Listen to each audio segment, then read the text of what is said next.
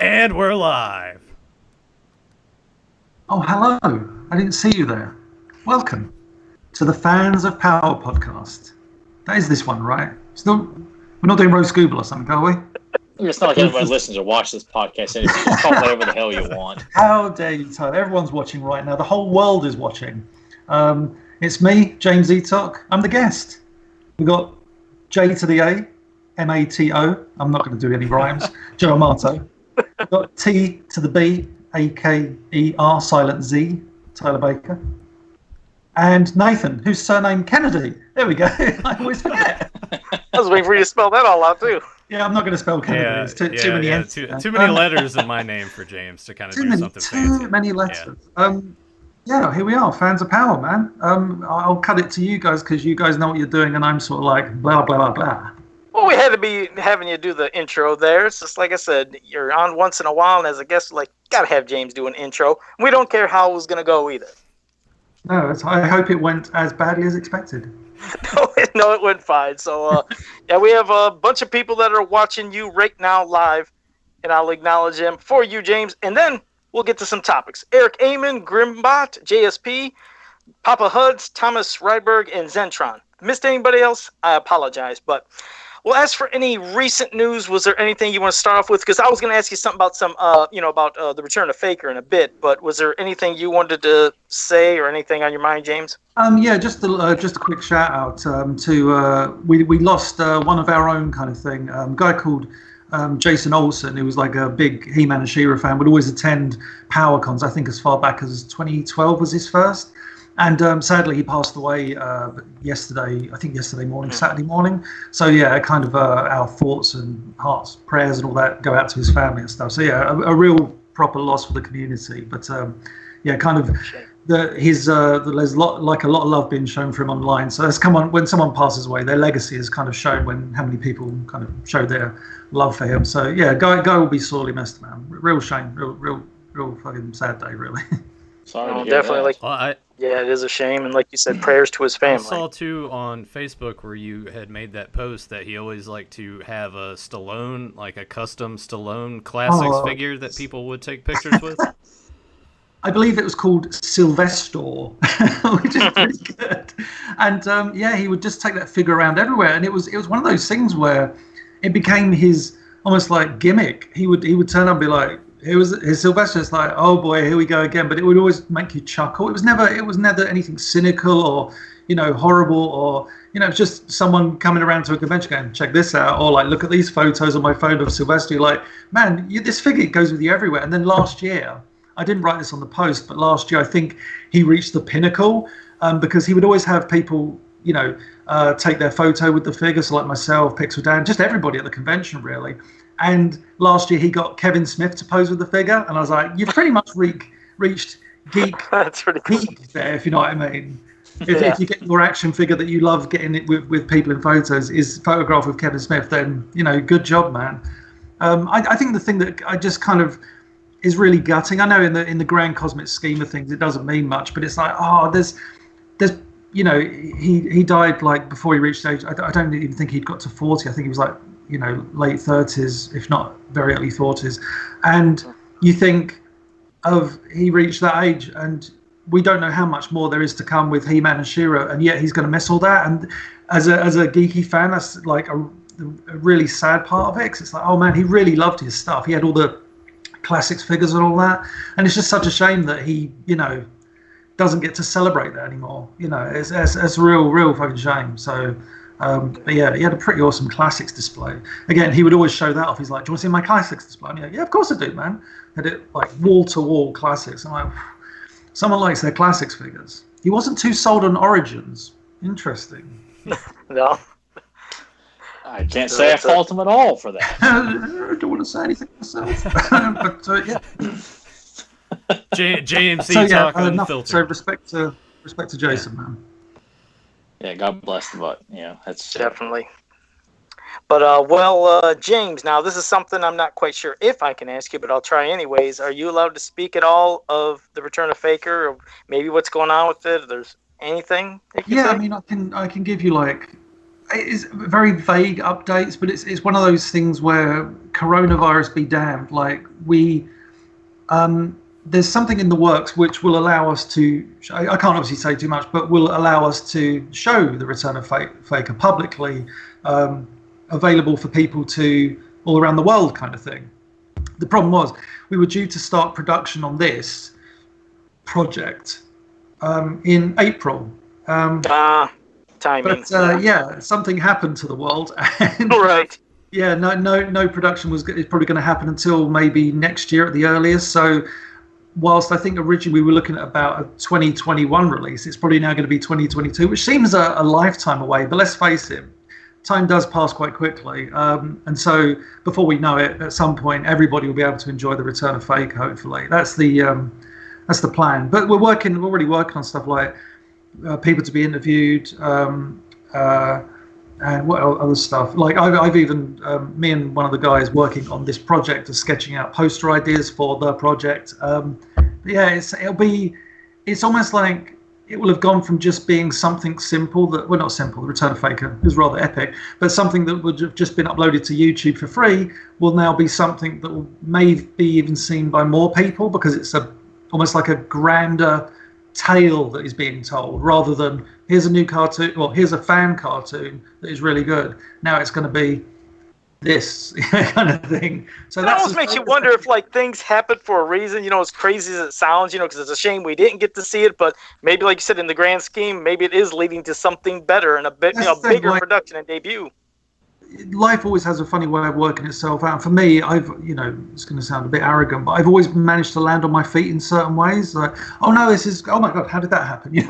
So I'm thinking with this, where it went from, the Return of Faker is never going to be seen by anybody, to now, it actually may be seen by more people, and this might be the best thing that could have happened, which sounds really weird, but I think, plus, Dusan will hate me saying this in the comments because I know he's pretty Grimbot. He's going to go, no, but like we need to go back and tweak a few things. Nothing too major, but what that allows us is more time to kind of go back and fine tune it. And I keep saying to him, let's add one more scene. I think he wants to kill me, but I'm like, we could add one more scene. And plus, I was watching New Adventures the other day. New Adventures of He-Man. There was a scene where he's deflecting laser blasts, and I thought that would look really good with Filmation He-Man doing that. So, Dusan writes now. I can imagine Dusan's comments are like, no. I'm like, well, Dusan, we'll see. Are we talking like a full 2-minute sequence, or just a brief action I don't know, like bits and pieces. I think the problem is if you try and do little inserts, it screws up the entire. Dusan is very meticulous, understandable when it comes to editing everything together. And I think the moment you kind of put a new scene in, it knocks everything out of whack. But I was talking about like an actual entirely new scene, whether God knows what. But I thought maybe we could get some little scene in there for something, but just something new, so that people will never have ever seen this version of the Return of Faker before, kind of thing. Well, he did say no, just to let you know. He is in the chat room, and he said no with a big exclamation. Of course he said no. They'll be like, I'll be like, Dusan, look at this. I don't know. He'll be like, ooh. I'm like, yeah.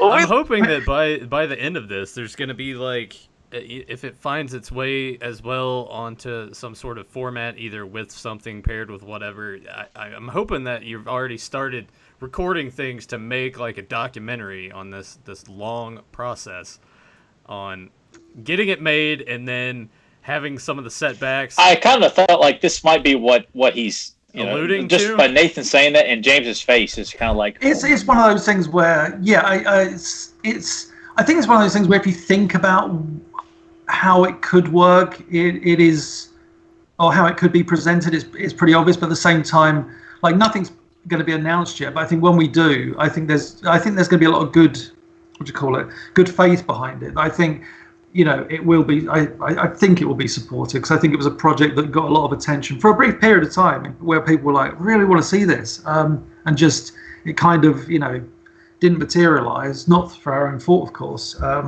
Damn you, NBC Universal. We'll get you next time. So we'll see what happens. But hopefully we can announce something I'm hoping by the end of this year, or maybe in the next few months, who knows, just as a kind of a teaser, as in like, hey, something might happen. But yeah, fingers crossed. But it will be, I think it will be really kind of awesome. So yeah, there's that. It's so I keep saying to people, the Return of Faker isn't just, you know, sitting on a computer in a file doing nothing. There's still stuff happening. So yeah. Well, it's good to hear, and we definitely look forward to seeing when it comes out. Like you said, whether it's into 2021 or into 2022, we're patient. We've waited for stuff a long time, things that have never came to fruition. So we're used to it. It's nothing different for us, for Masters fans. But, well, now I was going to say we're going to move on to the part, and this is where Nathan's going to come in to do that little slideshow. But we're going to discuss those pictures that you showed, those concept art, which I think, did you do about a week of that? Was it about a week that you did of showing those, or how long? I think, let me try and think. It was 24 images. It was eight days, I think, because I said I was going to do 3 images. You gave us extra. Yeah, I did like a bonus day. So it turned out to be 8 days, of illustrations owned by myself and the Power and the Honor Foundation. So we've had, you know, this artwork for the longest time. And I just said to Emiliano, should we just like, we've got no outlet. We can't do books on it. So I said, should we just, you know, for the time being anyway, goodness knows who gets the license next. I said to him, should we just put like, there's so many thousands of pieces. I said, should we just put like 20-something pieces up? And he's like, yeah, cool. I was like, okay. And that was a hell of a kind gesture. I mean, not to interrupt, but I mean, that's something amazing because you didn't have to do that. But like you said, there was a lot of shit going on. The world's going through some stuff. Everybody's sad. And for you to do that and share that without, like you said, not selling another book, but hopefully one day you guys can to share all the rest of the shit. That was really nice. Well, it was just one of those things I thought like, and it sounds like such a cliche and, you know, kumbaya, my lord. But I just thought, wouldn't it be great if like during this time, everybody gets to see some new old stuff, and the concept illustrations just struck me as, oh, that seems ideal. So yeah, and I suggested to Emiliano, he said yeah, and I even said to him, maybe we should do it again at Christmas, just for, you know, because I always like doing Christmas posts over December, like a bunch of, you know, what was the year before last I did Christmas special trivia, then last year I just did random trivia, and I thought this year we could do, here's some more concept artwork or more random artwork for, like, Emiliano reminds me there's an image of a figure that never got made. I'm like, oh my god, and it came that close to being made. It's like, that would be great to showcase because it will blow people's minds at the same time as going, oh. So yeah, I think there's so much stuff to get out there that yeah, I think it'd be good, nice to do it at Christmas. But also, like I said, it just seemed opportune to do it right now because everybody's indoors, so people got more time to look at their computer screens. It's like, well, let's give them something to look at. Baby. So yeah. The ones that you shared, did they stand out to you the most? Is that why you decided to share them, or was it just random? Yes, the He-Man hairstyle was I think it was always been my favorite because it's ludicrous. But then you've got there was, I wouldn't say these are even the best. There's some good stuff in there, but I didn't. It's like anything. You don't want to throw all the best stuff because then when you do, like if we do posts in December, people will be like, oh, these are good, but not as good as what you showed before. The fact is, you know, there's more stuff that's, you know, coming down the pipeline that's really, really good. The really annoying thing was, I think it was about a month before or something, Dusan linked me to some auctions we missed, not on eBay, it was on like some random website. And it was all concept artwork that we'd never seen before from He-Man and She-Ra. And it was like a bunch of characters, like, I think there was Garn from A Tale of Two Cities. I was like, oh my God, we've never seen this artwork. And it was all like really unique designs. It was beautiful. But whose collection that's gone to? No one knows. So someone bought this artwork, and I think it was like 3 or 4 batches, and it's just, you know, you think, where did that end up? But yeah, it's a shame because you can't accumulate everything and scan everything and get everything out there. But you know, some lucky person got that stuff and probably thought, oh, I've got some artwork, or you know, and this time I've got some spare toilet paper. It's like, no, you never know. Exactly. I hope not. Well, I always remember when the warehouse was in the warehouse full of Filmation art was in San Diego for a while, well, for quite a few years. That's where the collection was really mishandled, and you know, beautiful pan backgrounds were chopped up into 4s. It was just like, oh. Even like I remember buying one myself, and I was like, I watched the episode and I thought there's an entire section missing, and he said, oh yeah, I trimmed it to get it in the envelope. I was like, oh wow. Yeah, and you wouldn't believe, like, it's so lucky that Lee Clevenger and a few other people, mainly Greg as well, Anna Motz, got into that warehouse back in the early noughties to pick up a lot of those Grey Skull and Snake Mountain pans because they got preserved. If they had ended up in San Diego, you would have seen the Snake Mountain throne room cut into 5 pieces with a cell of Lucky popped on top or something. It was just, it was mind-boggling to see that. But when the warehouse was there, when the collection was in that warehouse, the owner of that warehouse, actually a really lovely guy, even though his guillotine methods were questionable, he was always looking to make a quick buck. So that was his attitude. Like, he threw out a lot of artwork as well. That's the really gutting thing. He would go through folders just going, I was like, oh my God, I saw him. I guess it was a Tales from the Crypt cartoon, and he had all the production art of that. And he was just going through folders going, sell drawings into a huge dumpster.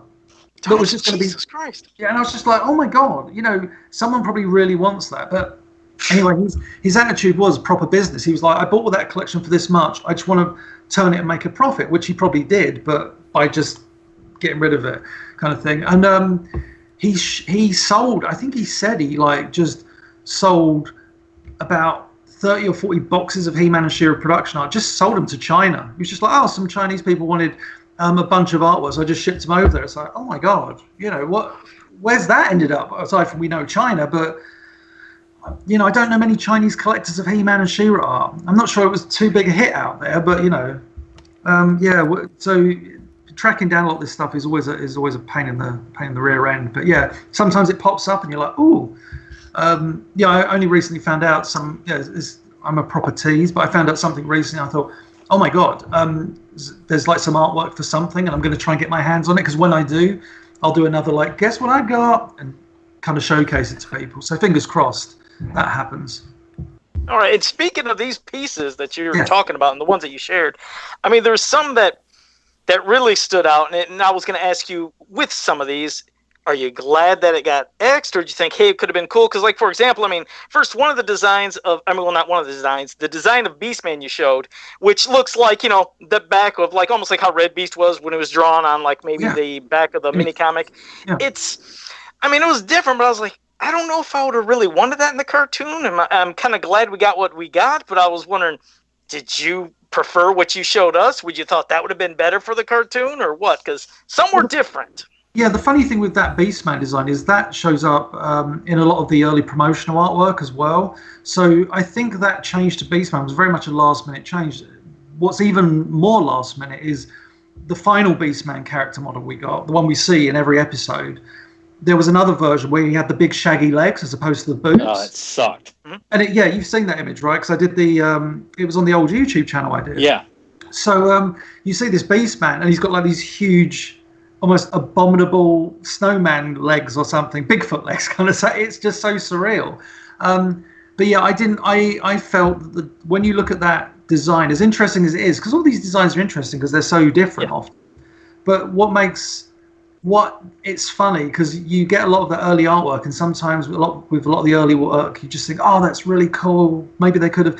With that Beastman, I'm just like, I'm so glad they didn't go with that, because the final version, you look at his facial features, far more savage. That early version has got these big eyes and looks a bit almost comical. Like you could have seen him bumbling and looking like really silly doing it. The final version, when he went savage, he had the arching eyebrows and everything, and those he didn't have giant expressive eyes, but it was all very just a certain look and angular, whereas that one was almost like big cartoony eyes, big mane of hair. It looked like hippie Beastman. Someone said, was it like Beastman in quarantine? And so yeah. And I think Mantenna would have been, because that's what I'm seeing right now, as evil as he looked. I just didn't know if that would have been just too difficult to animate constantly over and over. I like the look of him, but it was just different. And Azrog, he had his changes as well, which I'd like to hear you and Tyler, because Tyler champions Azrog and loves Azrog. So I'm curious to see what Tyler thought of that Azrog as well. But go ahead, Tyler. What were your thoughts on it? Oh no, that was definitely the one that stuck out the most to me, because it's just I feel like I'm wandering around aimlessly all by myself talking about the character. So, and I had always thought, and I know James, I can't remember where I had saw it. I don't know if James had written it somewhere, because the back of his head I had always thought of pterodactyl. Like I thought maybe when James, I think, had written in one of the books that his design looked different. I thought he must look like a pterodactyl. And then in the cartoon episode guidebook you put out, you showed all those concept drawings of okay, that looks nothing like I thought he would. And then when that popped up, I thought, Oh, right. okay, that validates everything I had thought. Because I'm like, I knew I saw it somewhere. Because I'm like, okay, maybe it's not just me who thought that. So it was really cool to see that. Like, I still like the one we got that has the kind of alien-like face. Kind of looks like the Tommy Knockers from Stephen King's miniseries. Yeah. But it was just so cool to like, okay, yeah, like I see where they're going with that. I would roll with it, but I still like what we got first or initially, yeah. Yeah, Dusan said, I think it was Dusan who said it. He said, you can see why Alan Oppenheimer probably voiced the character based on that initial illustration, that kind of high-pitched voice, because the actual voice doesn't really suit do you know what I mean? I mean, not every voice in that cartoon suits the character, but with Azrog, that kind of big pterodactyl-like mouth suits that more high-pitched, like, you know, whatever, I can't do his voice, but, you know, that kind of very shrill voice. But the funny thing is, even on I think Emiliano owns the final model design, and much like Beastman, on the final model design of the flat face, so the one that they used, that they Xeroxed onto model sheets and stuff, on that one, you can see, I guess, Tipex whiteout, where they whited out the big beak. So again, that was a last-minute change. They were literally going with that design, final pencil, and then quickly was like, oh God, Tipexed it out and redrew the face. So like the Beastman with the big shaggy legs, that was something that was this close to being a reality. Wow. But again, this would have been a nightmare to animate. You know, I mean, don't get me wrong. People often criticize Filmation, but it's like, oh, they always mirrored the animation. It's like, well, explain Trapjaw then. He had two different versions of all his actions. He didn't. I think it's quite funny. The common misconception is, oh yeah, they'd often get his arm on the wrong way. It's like, I could probably name about 5 episodes and one shot in each of those episodes where it's on the wrong arm. Even in the Return of Faker, it's back the wrong way in one shot. We did that. I don't know if that was done on purpose or we just forgot. We'll just say that. Say you did it on purpose. It'll cover your back. Yeah, that was our homage to Filmation. Right. The She-Ra one that looks like she has a weird spin thing on her head. I was not a fan of that design at all. That one where it's like a mask and whatever that. Yeah. I'm glad that changed. Catra, again, hers was, I don't know, to me it seemed plain, and that mask she was holding, it almost looked like, is that the same face they used for Claudine eventually? At least it looked like her face similar. Well, with the Catra, like a lot of those early designs of her, and bear in mind, like if anybody didn't know listening that didn't see this artwork for the first time, there's like a weird story. So He-Man was always, Mattel would send Filmation the character, or even a concept, and they would go with that. With She-Ra, that was Mattel and Filmation working together. So the characters were doing, like the designs were doing this constantly until they, I guess, agreed on an animation model, and then Mattel would finalize their toy design and Filmation would do something else. But they agreed to a point, if you know what I mean. So hence Catra, very early on, obviously it was decided that she's going to carry around a mask. So a lot of the early Catra artwork, she's carrying around this cat mask that she would put on and transform into a cat. I think a few people misunderstood that she just put on a cat mask and cosplay as a cat. And it's like, no, she puts the mask on and transforms into a cat. She's not like a weird cosplayer or something going, look at me, I'm Catra. It was like, ring, and then she transforms. But yeah, and then at some point, obviously, I think if you look at the toy of Catra, she kind of still has the element of the mask. I think you put it on her, don't you? And you can take it off with the toy. Mm-hmm. So you can have her literally hold that, whereas the cartoon version is that awesome visor that does that, which I always thought was such a great idea for a character. Oh, absolutely. I love that. But yeah, so the Catra, I like the look of that Catra, but it's so far removed from what we got that it could almost be like, here's that awful episode from season 3 of She-Ra where Catra's cousin shows up to surprise her for her birthday.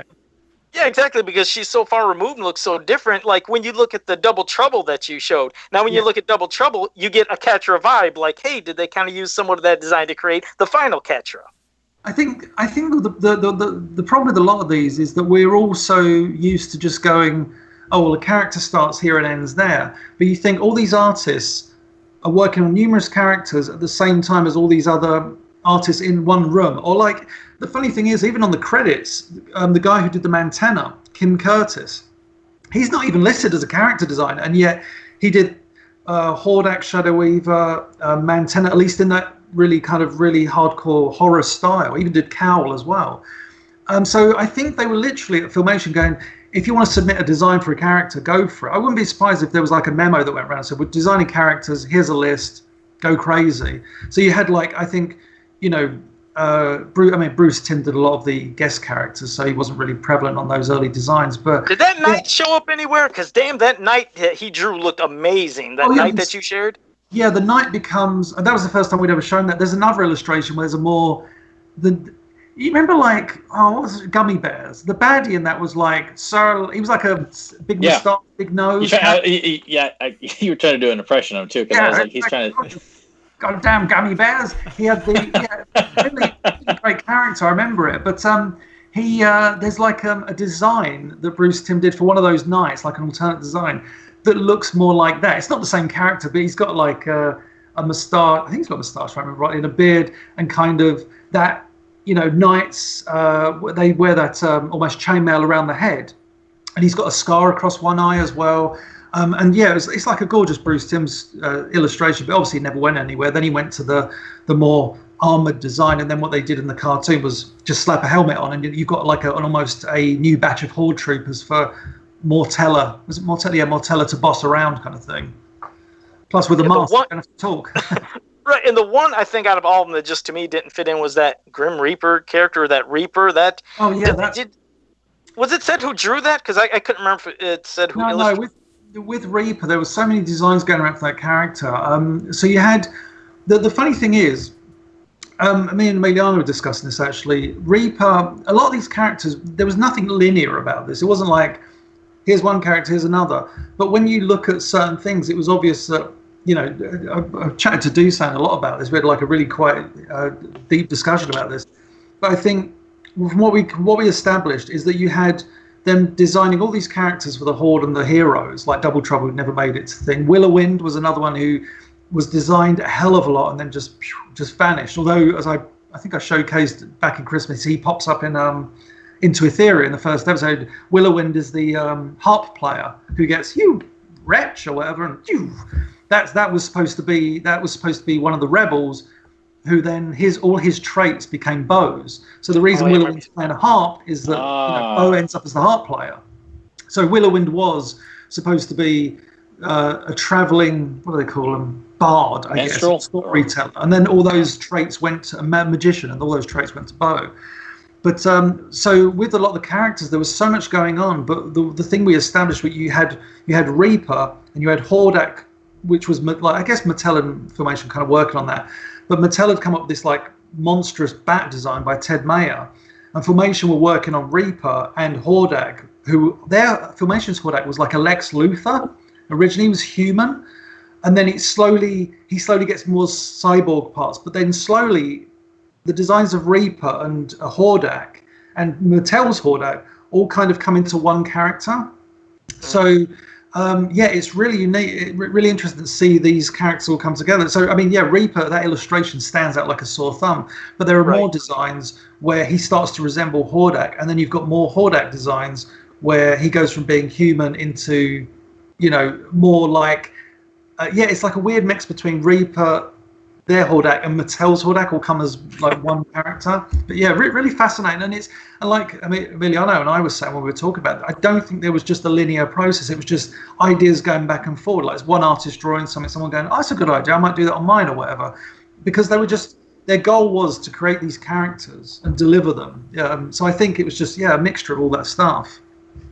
And again, this is something that you don't have to answer because I know there's things you can't say, but I mean, with all the stuff that you've shown us, and like you said, all the stuff that probably still has not been shown, is there ever, you think, a possibility that another Power and Honor Foundation catalog could be made with conjunction with somebody else working together, or is that? I mean, I don't know. I mean, that's more for the foundation to answer. I'm not part of the foundation these days. Okay.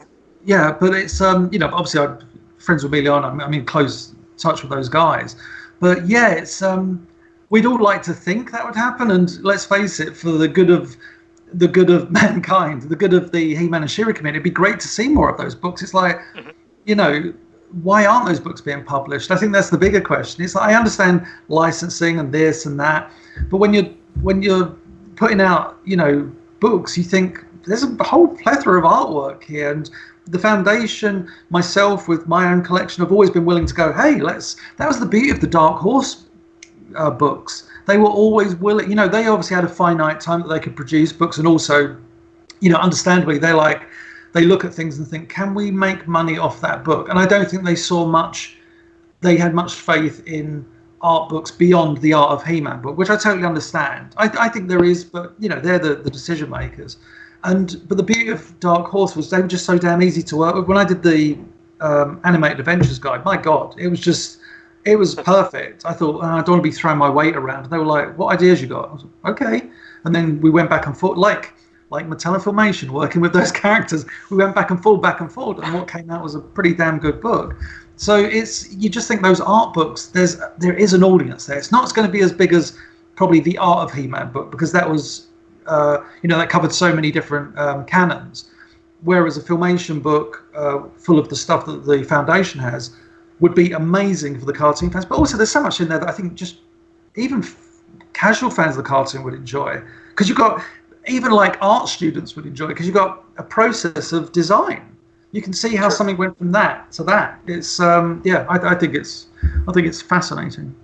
Yeah, and especially the fans that love getting all this stuff, like all of us, but we love seeing things that have never been shown before. And to know all these different stages, not only what you said, what it takes to come up to a character, but all these other characters that we have no idea, like how you showed, like the Knight and the Reaper and many others.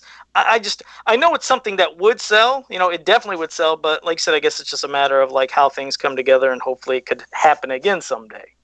And you think, like, surely in this day and age, like, we all love physical books. There's no doubt about that. You think, could there be the option of like a digital book? Would a publisher be more inclined to go, look, we're not willing to risk putting a book out, a physical book, because blah blah blah.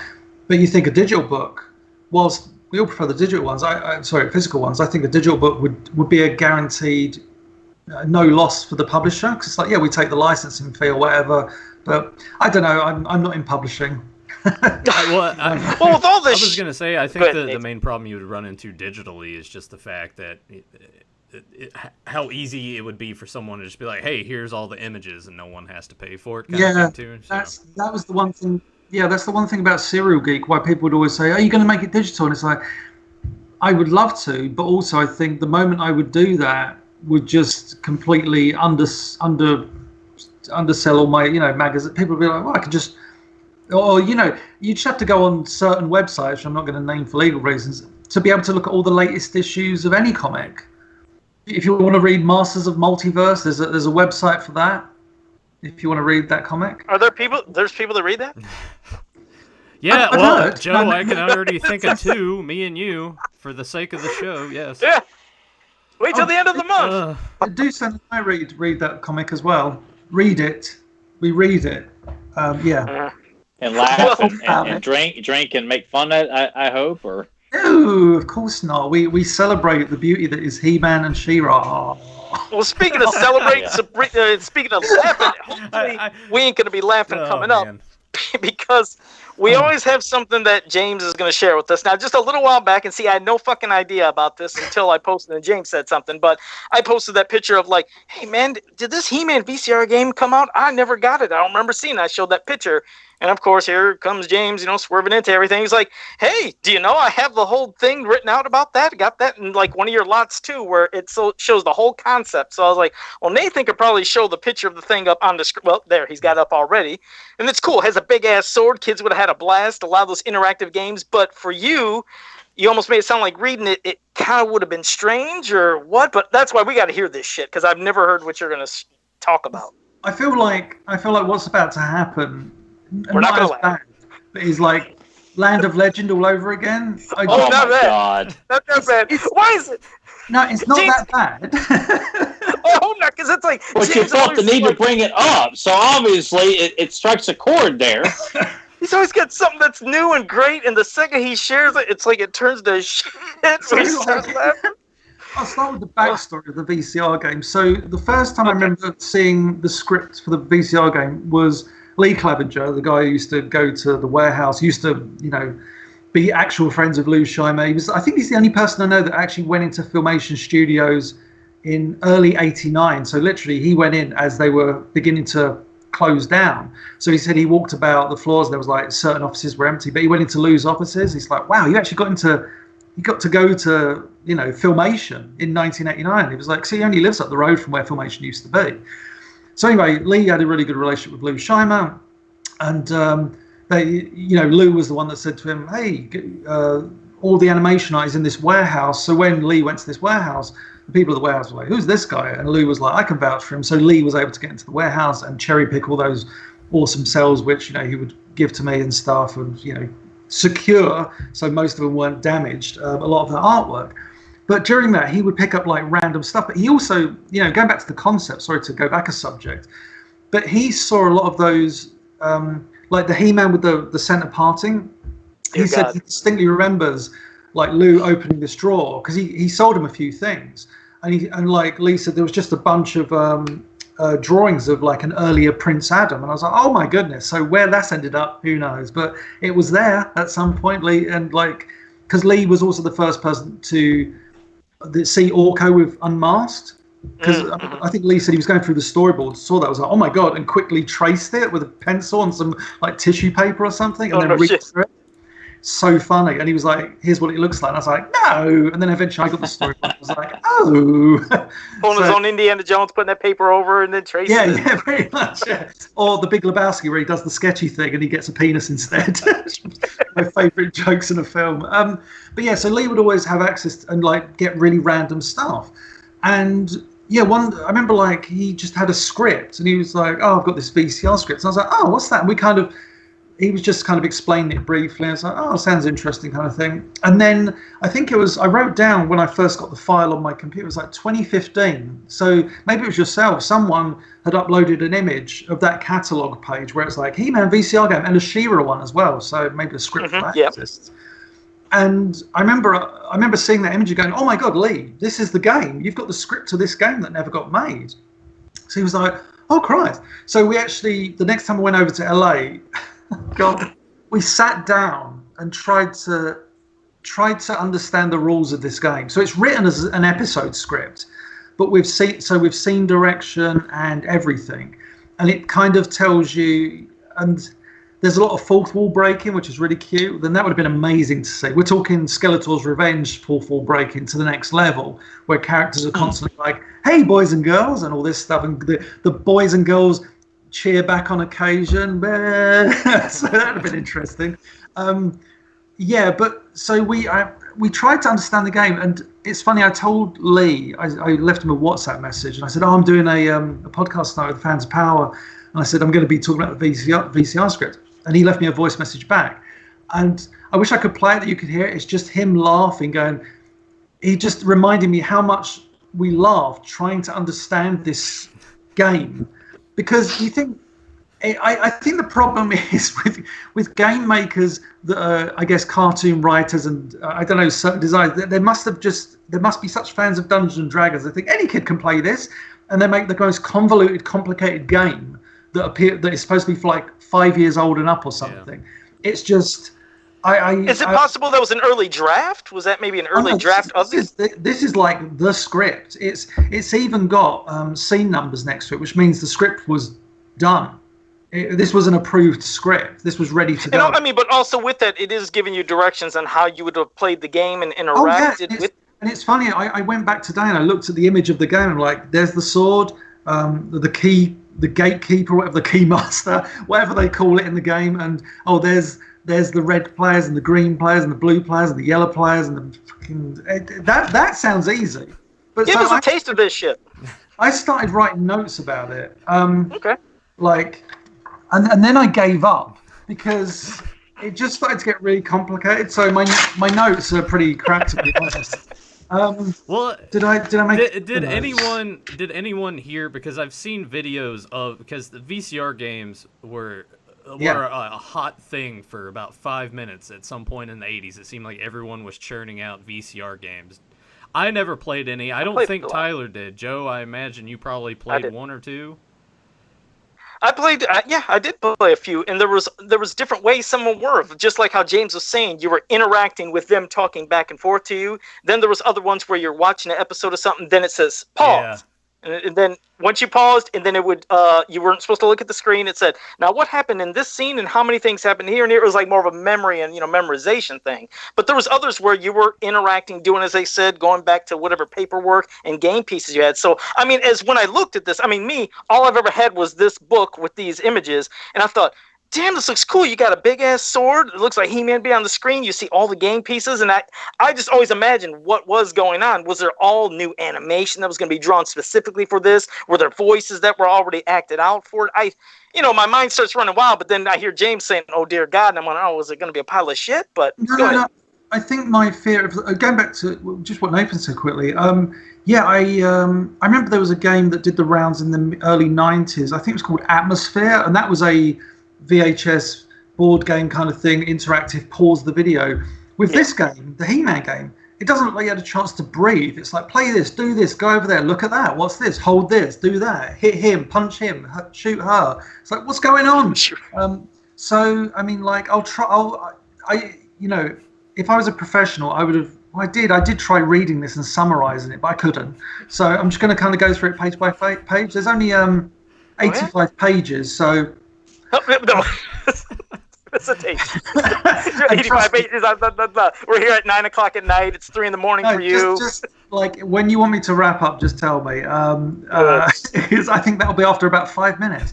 But it's don't get me wrong. It reads really cool, and you think, oh, this would have been visually such a treat, where all the characters at some points are talking to the audience. So. It starts off like there's no intro. It starts off. It says outer space, a star field. Typical, you can imagine Eternian panning shots.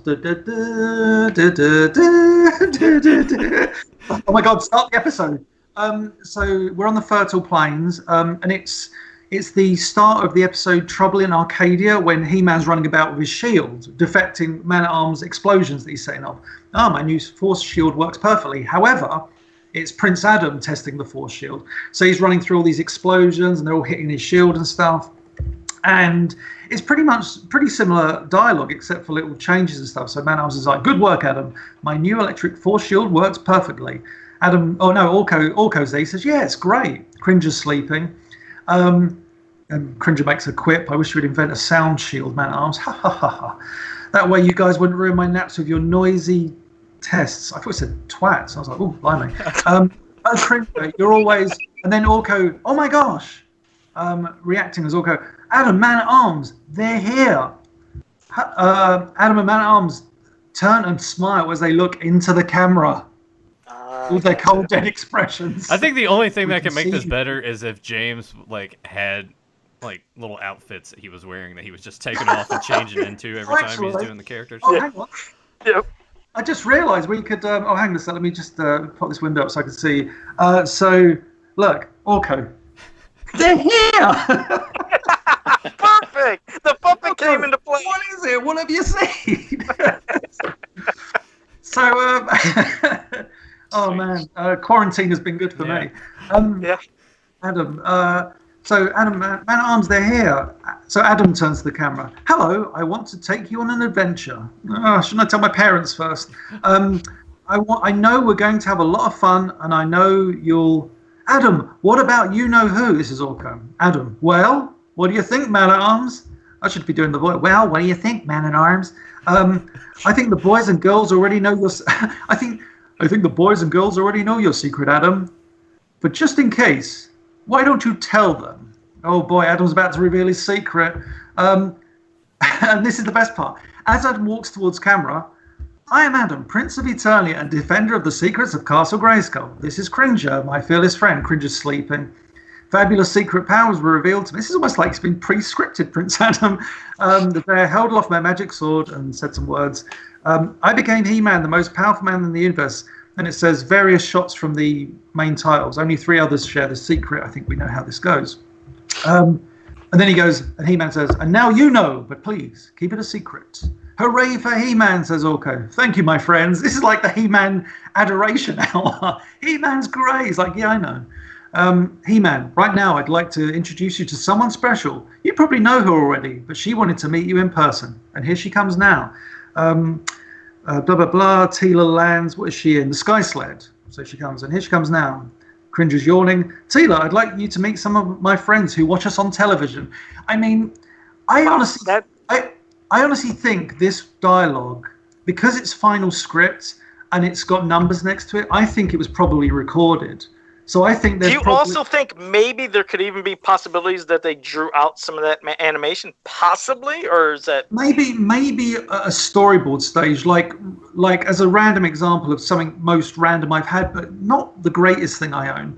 I've got a storyboard. It's 2 pages, and it's Mattel. It's a Filmation storyboard advertising an Attack Track toy, but it's the Filmation Attack Track. But it's not it's not a case of them selling the Filmation Attack Track. It's here's an advert, blah blah blah. And it's like, that's unique. Like, what was that for? Was it just a test? Was it, I don't know. I've got no context with it. Because I mean, like with everything you just read there. Now, I guess what I'm getting at is obviously we're hearing what would have been said in the the tape when you put it in. But I mean, were there a set of rules off to the side that would have told you, like, possibly, when they would have paused, when they would have did this, or was this just everything that's scripted of what you would have been watching? Oh no, the rules are about to come, my friend. Oh fuck. Okay. Before I do that, let me just. I'm just going to blow my nose quickly. Apologies. Shit's got him running. Ear him off. There we go. You have to prepare yourself for this one. Got something hanging there. So right. Here we go. Tila, I'd like you to meet some of our friends who watch us on television. Tila screams. Right. Hello, everybody. I'm pleased to meet you. Hey, what about me? I want to meet the boys and girls too. This is Cringer. And I'm sure they want to meet you too, Cringer. Say hello, everybody, boys and girls. Hello, Cringer. Orgy, says Cringer. All right. Who's ready to go, says He-Man. Yay, everybody says. Oh, no, everyone says. Right, here we go. Right, so He-Man starts speaking to camera. First, let me explain how we... Orko interrupts. Hey, He-Man, can I tell them? Can I, huh? Sure, Orko, go right ahead. Thanks, He-Man. Orko turns to the camera. All right, everybody, listen up, because this is where it gets great. First, so if you go to the image that Joe shared, you'll see what they're describing. First, lay out the magic floor mat in front of your TV, like this. So then Orko, let me see. Orko flies into flame. The game box is gigantic by comparison to Orko. So obviously they're using the game box graphic and artwork. So lay the magic floor mat in front of... So I hope everybody's playing who's watching this. Lay out the magic floor mat, not just a floor mat, magic floor mat in front of your TV, like this. Here we go, Orko. Close on the Masters logo, it says. This is important because you'll be using this magic mat to go along with He-Man and his friends on their adventures. Okay. Hold for a bit. So, got your magic mat ready? Pauses. Not pause the video, just a pause in the dialogue. Great. One of you sit here. You'll be the yellow player. So there's a yellow player square. So one kid's sitting on the yellow player square. He points with the other hand to the green player square. Okay, now the next player sits here. That makes you the green player. The top of Orko's hat snaps and a third hand pops out, points to the red player square. And anybody else who wants to come along and play can either be the red player or the blue player. But remember, for the magic mat to work, we always have to have 2 players, and someone always has to sit at the green player square and the yellow player square. Okay, so this seems pretty straightforward. We're on page 10 of 85. Oh my God. I think we're making to 11 and we're done. Jesus Christ, I can look at Tyler. I think he's ready to snap. I don't know, but this is a doozy so far. We're in for this. Right, okay. Now let's see what we've got here, says Orko. Biggle, baggle, buggle, blut, magic powers, please open that. That doesn't rhyme, Orko. Wow, a special power sword. Let's put that right here. The sword pops in the part of the magic. There we go. Oh, you've actually got the catalog. Yeah, that's why I'm looking at it right now. I wanted to get a better look at it. I didn't know you actually had the actual original catalog. That's pretty awesome. Yeah, so, yeah. Like I said, I like them tokens too. There's some like cool tokens that seem like. Yeah, but go ahead. So, so the big power sword I think he's talking about that the kid had in the picture. Let's put that right here on the part of the mat that says game pieces. Even Orko says at this point, boy, There's still a lot of stuff in this box. But don't worry. Right now, all you need are these. What does he say? Special playing pieces. Pictures of He-Man's friends on them. Put them next to the power sword on the game pieces area. So magic mat, red, yellow, green, blue, game pieces, sword, playing pieces. Okay, we're getting this. We're having fun, boys and girls. So now, wipe. So screen wipe. Where are we now? Orko appears next to He-Man, Man-at-Arms, Teela, Cringer. Man-at-Arms stands next to a small pyramid-shaped device with high-tech instrumentation and flashing lights. All right, the boys and girls have their magic mats all ready to go. Good, because we have a special mission to perform. This is Man-at-Arms. We're going to plant this early warning beacon near Snake Mountain. Okay. Well, Cringer frowns. This is sounding worse and worse. But Cringer, this is an important mission, says Teela. That's right, Teela. Man-at-Arms' invention will warn us whenever Skeletor or his henchmen leave Snake Mountain to attack the royal palace. Okay. Cut to Skeletor, watching on his view screen. Bah! An early warning beacon. That muscle-bound meddler and his friends are always interfering with my schemes. Back to the viewer. So if you're ready, boys and girls, let's get started. Oh boy. Oh, hang on. So it says, this is camera direction. Begin close on the Master's logo, then pull back to a full shot of the mat. So we're seeing the entire mat.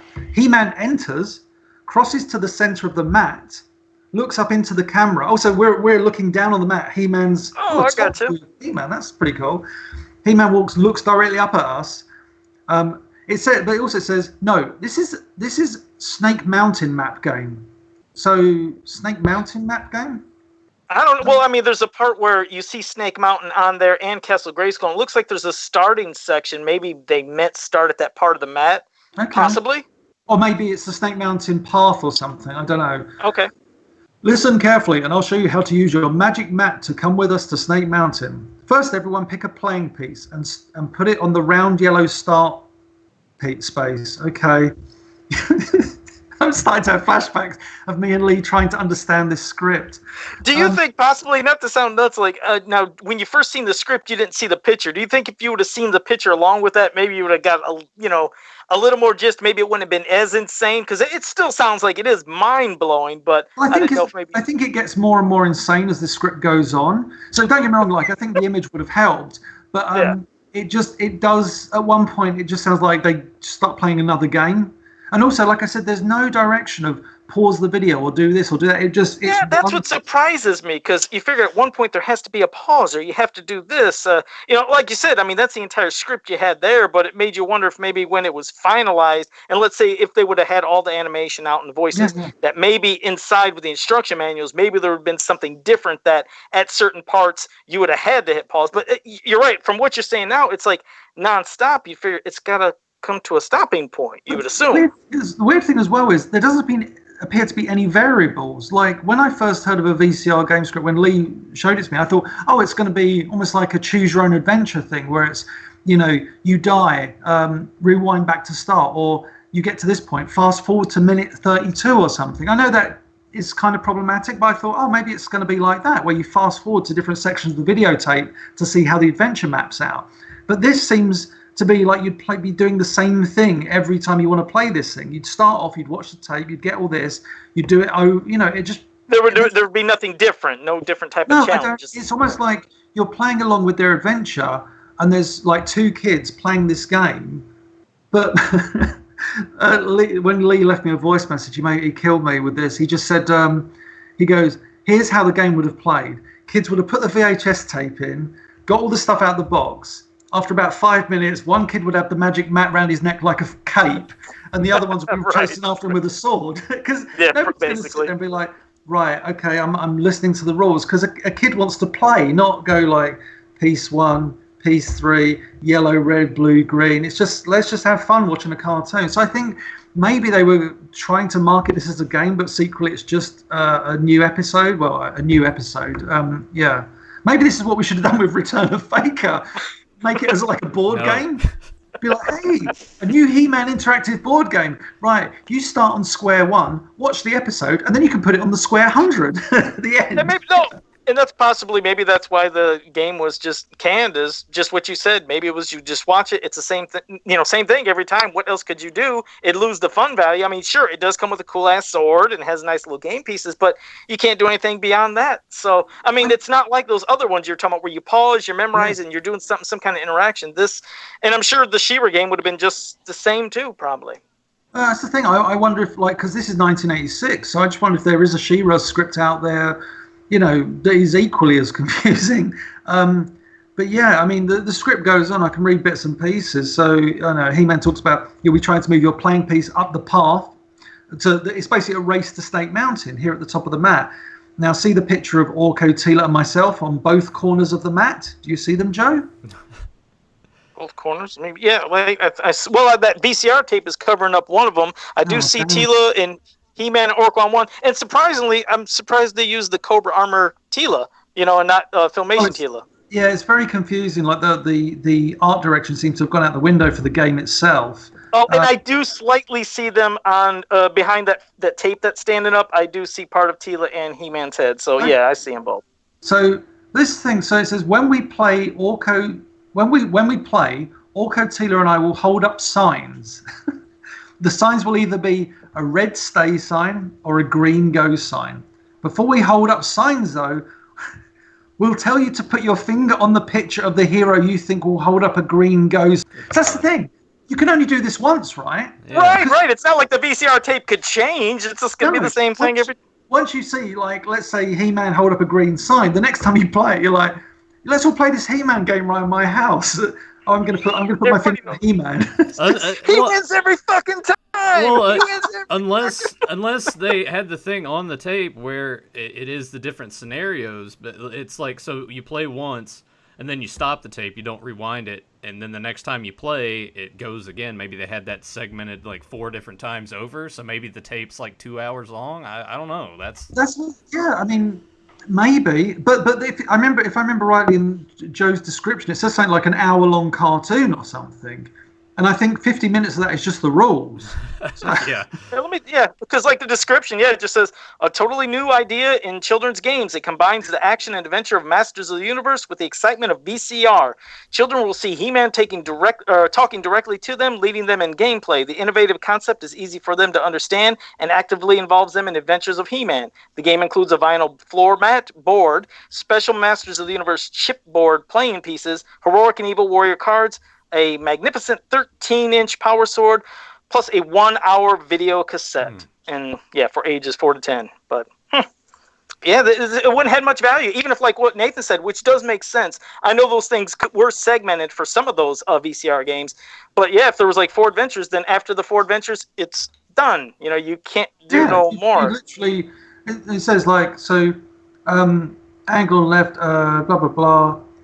A yellow hand. Oh, this is sorry. It says, and don't worry, it's okay for 2 of you to choose the same picture. Okay. Now, when we hold up our signs, if your finger points to the picture of someone who has a green go card, you can move your playing piece 1 space closer to Snake Mountain. But if you point to the picture of someone who holds up a red stay card, you don't get to. That's obvious, Teela. You don't need to tell us that. You don't get to move. Skeletor. Bah! You'll never get to Snake Mountain as easy as that, you little creeps. If one of my power bolts strikes the square your playing piece is sitting on, then you have to move back 1 square. And don't forget, this is Orko. And don't forget, this is a race, so watch out for Skeletor's power bolts. And hurry! Right, Orko, says Man at Arms, because the winner of this game will be our first sword keeper. So that's not even the end of the game. This is almost like a precursor to the game. Or if again, let's say we could go into context of what Nathan said, what if that was the end of the first segment, like a 10-minute segment, and then it starts the next 10 minutes, and the next, so you were the sword keeper going to the next one, the next. I think that's the reason that these VCR games did pretty much fail and lose their appeal back then, is all these VCR games are pretty much the same. You've seen what happened, you played it once or twice, and it went away. I mean, I'll admit, it probably would have been fun for you as the first time as a kid to play this, but then the value of playing it again would just been gone, and you would have had a sword to swing around the house. Tyler exactly. looks like he just wants to drink some bleach or something. He's just depressed over there. I'm sorry, I have not even heard of the concept of VCR games till 2 weeks ago when a coworker showed me a WWF one, just by sheer chance he had it in his collection of vintage stuff. So It's garbage, man. I don't know what this game looks like. I haven't seen any pictures of it. I'm completely lost on all this stuff. So I'm just Like what? I'm like the episode of The Simpsons where Homer's brain just kind of floats out of his head, and my Is this body's 3 just kind of times? sitting here. Three And Joe times was for just Tyler. like, and then he went over here. I'm like, what the fuck, man? Like I can't contribute a single damn thing because I'm lost. Oh, here, I'll send you. I'll This send ought you to be the a hero picture. of the land of legends. I'll send you the Oh, picture. hang on, he's going to send you the picture. Everything that James has put on, that he's brought to us. I mean, me and Tyler have usually lost it along with James. There's Hero in the Land of Legend. This and what was the third one? What was the other fucking thing, Tyler, that we had that we're like, what the hell is going on? I can't remember it. You, James. God. There was one other thing. God. James. Yeah, there was because this makes it a trifecta. Come on, James, you got to remember too. What the hell was it? Because God. I fucking hate forgetting. Well, James, while we're thinking, get back to some of this insane script before we go to another subject. I This feel is like nuts. the only thing that any kid would want from this is just having that sword. That's it. Sword. The sword. Yeah. That and watching the cartoon because like looking at this image here, like, I mean that looks really good, but Sure. that's all I have to say. Yeah. Well, I mean, So, yeah, I mean, the game seems to be initially, let's get to Snake Mountain. Is everybody ready for the first card? So Tila says, put your finger on the picture of the hero you think will flash the green card. Let's see. Right, this is where it's going to get, I guess. So we get a 3-shot of He-Man, Orko, and Tila.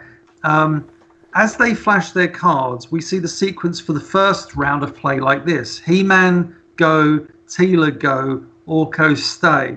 The go cards flash brightly to allow for a 10-second play time. Oh, so in other words, they flash and then the character goes, "Shh. Do you stay or go?" If you pick the picture of He-Man or Tila, move the playing piece up the path to the next space. Okay, maybe this game isn't as complicated. But if you point it to the picture of Orko, you don't get to move your playing piece. Then it says, there's Skeletor. Animated Skeletor pops on and aims his staff towards the camera. Try a taste of my Powerbolt, Wimpy Warriors.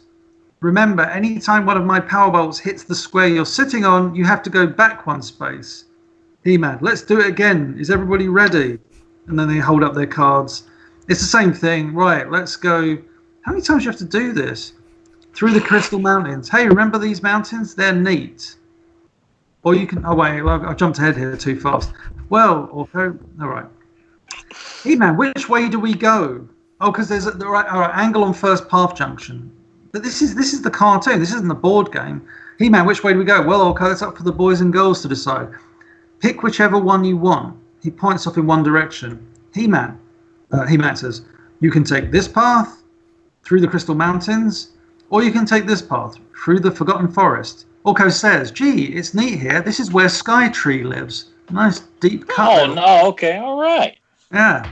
But don't worry, whichever path you choose, they both lead to the finish circle and Snake Mountain. Skeletor, ha ha ha ha, He-Man, look out! Angle to feature squares 4, L3, and R4. As 3 bolts hit those squares, the squares light up on screen. Phew, made it through that one. Put your finger on the picture of the hero you think will flash the card next. It's like, stop flashing your cards and get to Snake Mountain, for goodness sake. If I zap you, you have to go back 1 space. It's like a constant narration. It's like they're reminding kids how to play the game as they go through it. Let's try and get to the conclusion here. Here's another one of these places we have to decide which path to take. You can take this path through the Tar Swamp, or maybe go through another path through the Dragon Mountains. Oh, well, don't worry. You can handle whatever path comes because guess what? They both lead to the finish circle and Snake Mountain. Okay, so we're seeing a thing here. Visually on screen, they're showing us all different paths, but kids are just looking at a map on a thing, if you know what I mean. It's like, this, that, and the other. The bolt hits the squares again. So it's basically kids move, Skeletor fires a bolt, kids move again, Skeletor fires a bolt. How many times do they have to play, though, until they get to the end? We're on page 24, 25... Finger on a hero. It has to be segmented. Maybe that is why there's 85 pages. Maybe they just will have a break in between certain sections and it keeps going. So it sounds like a long ass thing. Yeah, but this is only like the first part of it. So more flashing of the cards, blah blah blah. Oh, hang on. Now we get to. Has anybody made? So Orko asks, has anybody made it to Snake Mountain yet? He-Man says, if you have, just wait. Teela, because we need the whole team to plant the beacon. Let's see who comes in second. Oh, God. So in other words, so it just keeps going until everybody's there. Oh, that's horrible. Yeah. Skeletor, I'll show you a good idea. Orko, oh boy, I'll be glad when old Boneface runs out of power bolts, won't we all? Right, now let's play again, says Orko. Hold up the things, zappity zap. Yep. Skeletor shouting stuff. Pick your bozos. What? Oh, in other words, now Skeletor's having to go at the kids. But if you think I'm beaten, think again. You're wrong. Right, come on. Here we go. We're at Snake Mountain now. Right. Looking as scary as ever. We're on page 28. We're at Snake Mountain. Then we hear He-Man speak. Good work, boys and girls. There it is, Snake Mountain. Your magic map brought us right to it. Orko, what a creepy place. Can I use my magic to get us out of here? Cringer, good idea. Oh, because they've planted I'm guessing they planted the beacon. He-Man, sure, Orko. But tell me, looks at the camera, but tell me, who made it to Snake Mountain? Oh, this bit's great. I remember reading this earlier. He-Man says, but tell me, who made it to Snake Mountain first? You? Talking to the audience. Good. Let's clap for a winner. Man-at-Arms. And now, winner, you will become our first sword keeper. That's right. Go ahead. Pick it up. Kid picks up the sword. Sword keeper, you are entrusted with the power sword. Will you take care of it and its power? Yay. Hey, I have an idea. This is where, like, Lou, bless him, or, Dr. Donald F. Roberts probably had a say in this game. Hey, I have an idea. Let's cheer for everyone else, because being a good sport is just as important as being a good winner. Oh my God. Yeah, and yet someone's got a bloody sword. I think they won. And it even says, and someone else might be the sword keeper next time. Oh, we can only hope. You said it, boys. And hooray, hooray. Let's get out of here, says Orko. Double ba, says Skeletor. Skeletor. So, Musclehead and his friends planted their silly early warning beacon. I'll fix them this time. Trapjaw turns up. Sounds like trouble to me. Let me show you what I mean. Right, Skeletor motions for us, the viewers, to approach. Skeletor's revenge footage. Come closer. Closer, I said. Now just watch this. Royal Palace. La la la la la la. Right, here we go. Cringer's asleep still. Cringer, to us. It's you, you're back. He-Man, they're back. Boys and girls, we were worried. He-Man, what happened? This is Man-at-Arms. The early warning beacon. Someone's coming from Snake Mountain. The beacon works. This is good. Snake Mountain? You mean Skeletor? Yes, Skeletor's on his way. Skeletor turns up. Just turns up. I just came to tell you and your little friends that silly beacon will do you no good. Looks to the camera. Did you really think you could ever fool me? We were trying to fool you, Skeletor. You were quite aware of our plan. This is me talking. Anybody see Scanners? Well, I'm starting to think, too, when it's like, hey, are you guys back? That's what's making me think that that's like the next part. So, like, you play until the end right there, and then the next time you boot it up, it's like, oh, hey, you're back. Let's go on another adventure kind of thing.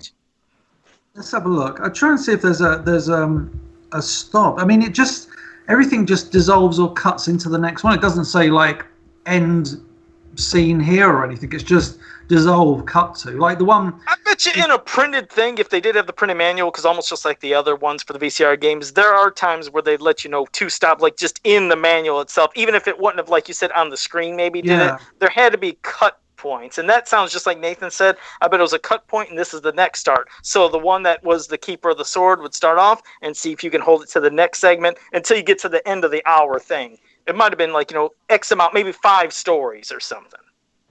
So this is, I guess, the next thing where Skeletor... Well, this is interesting because you can, if you know your She-Ra episode, you know where they borrowed this story from. So Skeletor turns up. To Orko, you little pest. I've got some more power bolts. Oh God, from Snake Mountain, just for you, Skeletor. Yow. That's right. Oh, He-Man deflects the blast, of course. For the last time, Skeletor, leave, and I mean now. I'll leave, He-Man, but not empty-handed. Basically, Skeletor does something, and he steals Orko's shadow. Oh no, Skeletor stole my shadow. My magic is gone. He-Man, Skeletor. Actual dialogue. Ta-ta, you fools. Phew, that vanishes. Orko, so yeah, Skeletor now has Orko's shadow. So that'd be the they haven't next seen part of the shitty game. dialogue like from season 2, man. Yeah, it's Orko, but then I don't understand. I feel so weak. When Skeletor took the shadow, he also took most of Orko's magic. We have to go after Orko's magic or Orko's shadow now, right, He-Man? Because if we don't get it back soon, how do we find where Skeletor's taken it? Jeez, I wonder. Right, He-Man, because if we don't get it back, so but gee, if my magic wasn't so weak, I could find it with my crystal ball. Okay, crystal ball. Sword Keeper. Well, okay, so now Orko's addressing the person who's still got the sword from the previous round. Sword Keeper, will you use your powers to help me see where Skeletor's taken my shadow? A pause. Good. Now, here's what you need to do. I'm going to rub my crystal ball. When I rub it, I need to say the magic words. Oh, why am I laughing? The look on Tyler's face right now, I think, says it all, really. So Orko's going to rub his crystal ball vigorously, and he needs the child holding the sword. Does it say that, or do you throw in the word vigorously? Because I'm just rubbing balls. He needs you to come follow him to He's his like- van that's right over there. He's like, Candy. Oh shit! This would have been a one and done game. Yeah, I could tell it would have been a one and done. If they could have did something like the Memory Stone game, where it was like Dungeons and Dragons, where you pick your own adventure, go to page 10, go to. He-Man and Memory Stone was such a good game. That would have been like if they did a Filmation kind of thing like that with VHS. Like I say, we are going back and forward with timer or something. That'd be great. But anyway, I'm going to rub my crystal ball. Can you? So he says to the sword keeper, when I rub my crystal ball, I can't stop saying that. Can you say by the power of Grayskull? Now, sword keeper, when you say my name, rub it, say man. it. Just Rub my balls and say my name. It's just, Yeah. I want to hear you say it nice and loud. Does it say that? Or are you adding that? Now, sword keeper, I want to hear you say it nice and loud. Deeper and loud? Yeah, say it nice and loud while he rubs his ball. Like Orko, here we go. I'm rubbing my humming mystically. It's ready. You have to say the magic words. Repeat after me, loudly. It's just like some. Grayskull. Hooray! Here comes the picture. Thank you, Sword here Keeper. comes the picture. Is that what we're calling it? I can't take this shit no more. We gotta stop. God damn it. Well, we can needless to say it's I don't know, good and bad. This game didn't happen. God damn it. Oh fuck, James, thanks for sharing this shit. We can't go any You don't further. want him to go anymore? I can't take this shit no more. It's funny, but it's insane. God damn, what are the odds that he would have the script of this thing that they showed? Oh, for fuck's sake. James, thanks for sharing that with us. We're going to probably get to people asking you questions now because we got to take a break. We got to get off this game. Anybody in the chat room, if you have questions for James or us, please shoot them. But hell, give them to James. Anything you want to ask him, and we'll read it. And goddamn, take a breath because that was fucking too much. Just rub your balls and then ask James to I can can't you just hold admit his you sword did aloft and that say out? the magic words. Rub your balls and say James's name loud. Yeah. Do it. Say it in It's front gonna of a be mirror 3 times and I'll turn up behind you. Yeah. And it say Yeah. And I'll say, it's coming, the picture's coming. Everybody's got to do it. He's got to draw one This is picture the thing, of it's that. like, Make it perfect. he's like, say my name. I'm like, say my name. I'm like, yeah, say your name. Say my name, kids. Oh man. Oh, Jesus Christ. Well, Zentron had a little thing for you because he knows you watched them both. In your opinion, who is more annoying, Orko or Uni? Oh, man. I don't know. I've always had a thing. I just like the sidekicks. I never thought them annoying. I mean, Uni is probably more annoying because Uni couldn't vocalize anything, and Uni would always be in trouble. Uni would just bleat like, but whereas like Orko could serve a purpose, and there was great Orko episodes and not so great Orko episodes and everything. He was the voice of the kids. He was also like in certain episodes, a lot of the Dawn of Dragoon, great Orko episode. Numerous Orko episodes he's stellar in, and then you've got the ones where he's like just a child. Secret of Grayskull, where he's just Yeah, Plus yeah, 10, yeah. yeah, just ridiculous. But whereas Uni was just like a little unicorn. But I still liked it. I thought Uni was a cool little character. Especially, I think it was what Uni did was bring out a certain side of Bobby the Barbarian that was really cute because Bobby, like the one where Uni's injured and Bobby's so like enraged. And that's beautiful to see. There's like this child with so much anger in him, and Didn't he even cry a little too? Wasn't it beyond anger? Wasn't Bobby a little bit of crying or a little bit of teared up? Yeah. I'm trying to remember which one. I mean, the best episode for Bobby crying that always gets me every time is The Girl Who Saw Tomorrow, I think it's called, and it's the one where a new girl, like a new kid, arrives in the realm, and at one point she has visions throughout the episode. So she can almost like foresee certain things. Like she'll go, "Oh my God, look out, Bob!" Like, and tell Eric to duck and stuff like that because she's had these little visions. But she also has these deep sleeps, and one of them, towards the end of the episode, or like midway through the episode, she's back at school, and she's like, "Oh, I'm back at school," kind of thing. And she hears someone call, and she turns around, it's Bobby, and he says, "Oh, you lose something?" And he's got her pendant. And obviously they didn't meet on Earth, so it's him, it's a future vision. So she says something like, "Was that just another dream?" And Dungeon Master says, "No, that one will come true." And then at the very end of the episode, she gets obviously taken back to Earth because obviously everything resets itself at the end of every kind of 80s kids cartoon. And I think Dungeon Master walks up to Bobby at the end, and like Bobby's brokenhearted because he's lost one of his he's lost like someone he was really close to, and obviously it's that kind of child love thing. He really liked this girl, and she's gone back to Earth, and he's like really upset. And Dungeon Master's like, he's about to throw the pendant away. So he's got the pendant. It was the last thing she gave him. He's about to throw it away, and she says to Dungeon Master pops up, and he's like, "Don't do that." And he's like, "Why not? I don't want to be reminded of it." And he's like, he goes, "Because you'll be able to give it back to her one day." He's like, "What do you mean?" He goes, Dungeon Master says, before her name was Terry. That's it. He goes, "Before she left, she had one more dream." And he goes, "Do you want to hear what it was?" That's obviously the dream where, like I talked about, where they meet each other back at school.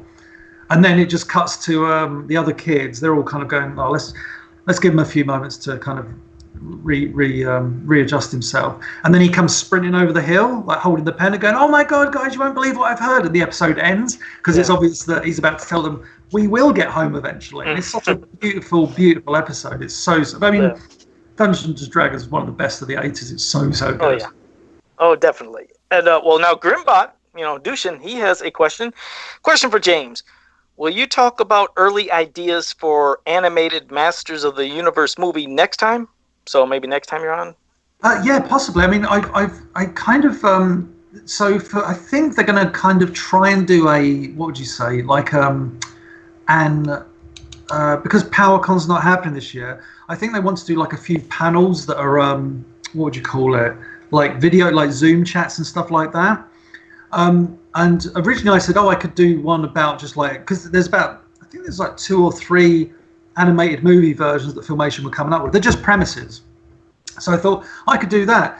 But then the project I mentioned about the return of Faker, I think there's a chance they want to talk about that, the thing. So I guess we'll see kind of, later in the year or whatever. But yeah, I'm always willing to chat about this stuff. And like I said, there's so many. I was going through a script the other week called Seed of Evil, which I just assumed was Evil Seed. And I was reading through a script going, "Oh, this is nothing like Evil Seed." I just assumed it was, but it was an early Filmation episode that, is not Evil Seed. I should try and get my hands on Rob Lamb's Amber Waves of Flame, the Frost episode, the Frost of Volcano episode. That was, I read that in a hotel room in San Diego. Was it PowerCon 2018? And I sat there reading the script, and it's so good. It's one of those where you're like, "Oh, would have been like a great Froster episode in terms of it's got real, almost, I don't say tragedy because it's not like it's terribly sad, but it's got real tragedy in the story and real kind of depth of character." And then there was Rob Lamb's self-confessed awful script, which was Flight of the Fairwind. Yeah, which was it's such a weird episode. I think the king holds a science competition, and Man-at-Arms enters and wins, and a jealous scientist and his his sidekicks who speak like they're from Boston or something. They've got all those kind of colloquialisms of like, they sound like from bloody Earth. And It's like Rob's calls it a horrible script. You could tell it would have been made at some point. It's a fun script, but it would not have been a classic. It's no Greatest Show on Eternia, but it's no Teela's Quest, Problem of Power. Okay. All right. David Carhoonan has a question. I don't know if this is something maybe you showed recently, but he said, James, what's the He-Man merchandise that you got recently? So was there something you maybe showed, or is he just asking you maybe is there something you bought recently? I didn't know. I didn't know if maybe he's seen something on your wall. I'll just look at my Instagram, see if that's always a good like memory kick for me. If I posted something, what did He-Man book? No, I don't. Oh, what's that? So I'm just going through my Instagram post very quickly. No, I can't see. Oh, unless he's referring to the no, I don't know. Sorry, man.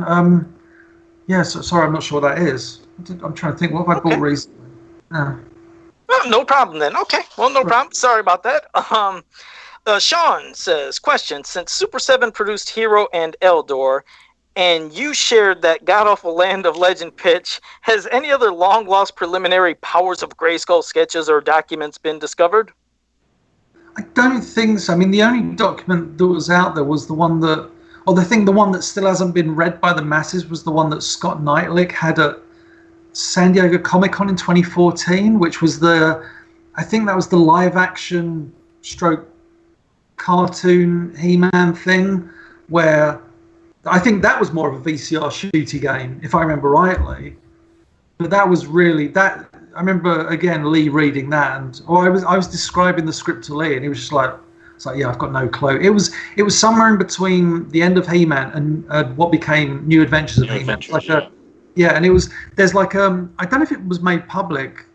There was an illustration of Man-at-Arms that might have done the rounds, and it looked unique, but I was like, oh, okay. And I think if you look at the first catalogue, the Power and the only catalogue, the Power and the Honor Foundation catalogue, there are some sketches at the end that we all thought at the time were for the movie, and they're vehicles with like big green crystals on. And I think, I might be wrong, but I think what we established maybe a few years back is that these green crystals were associated with this show in which you would fire at the screen and these green crystals will be some sort of interactive thing.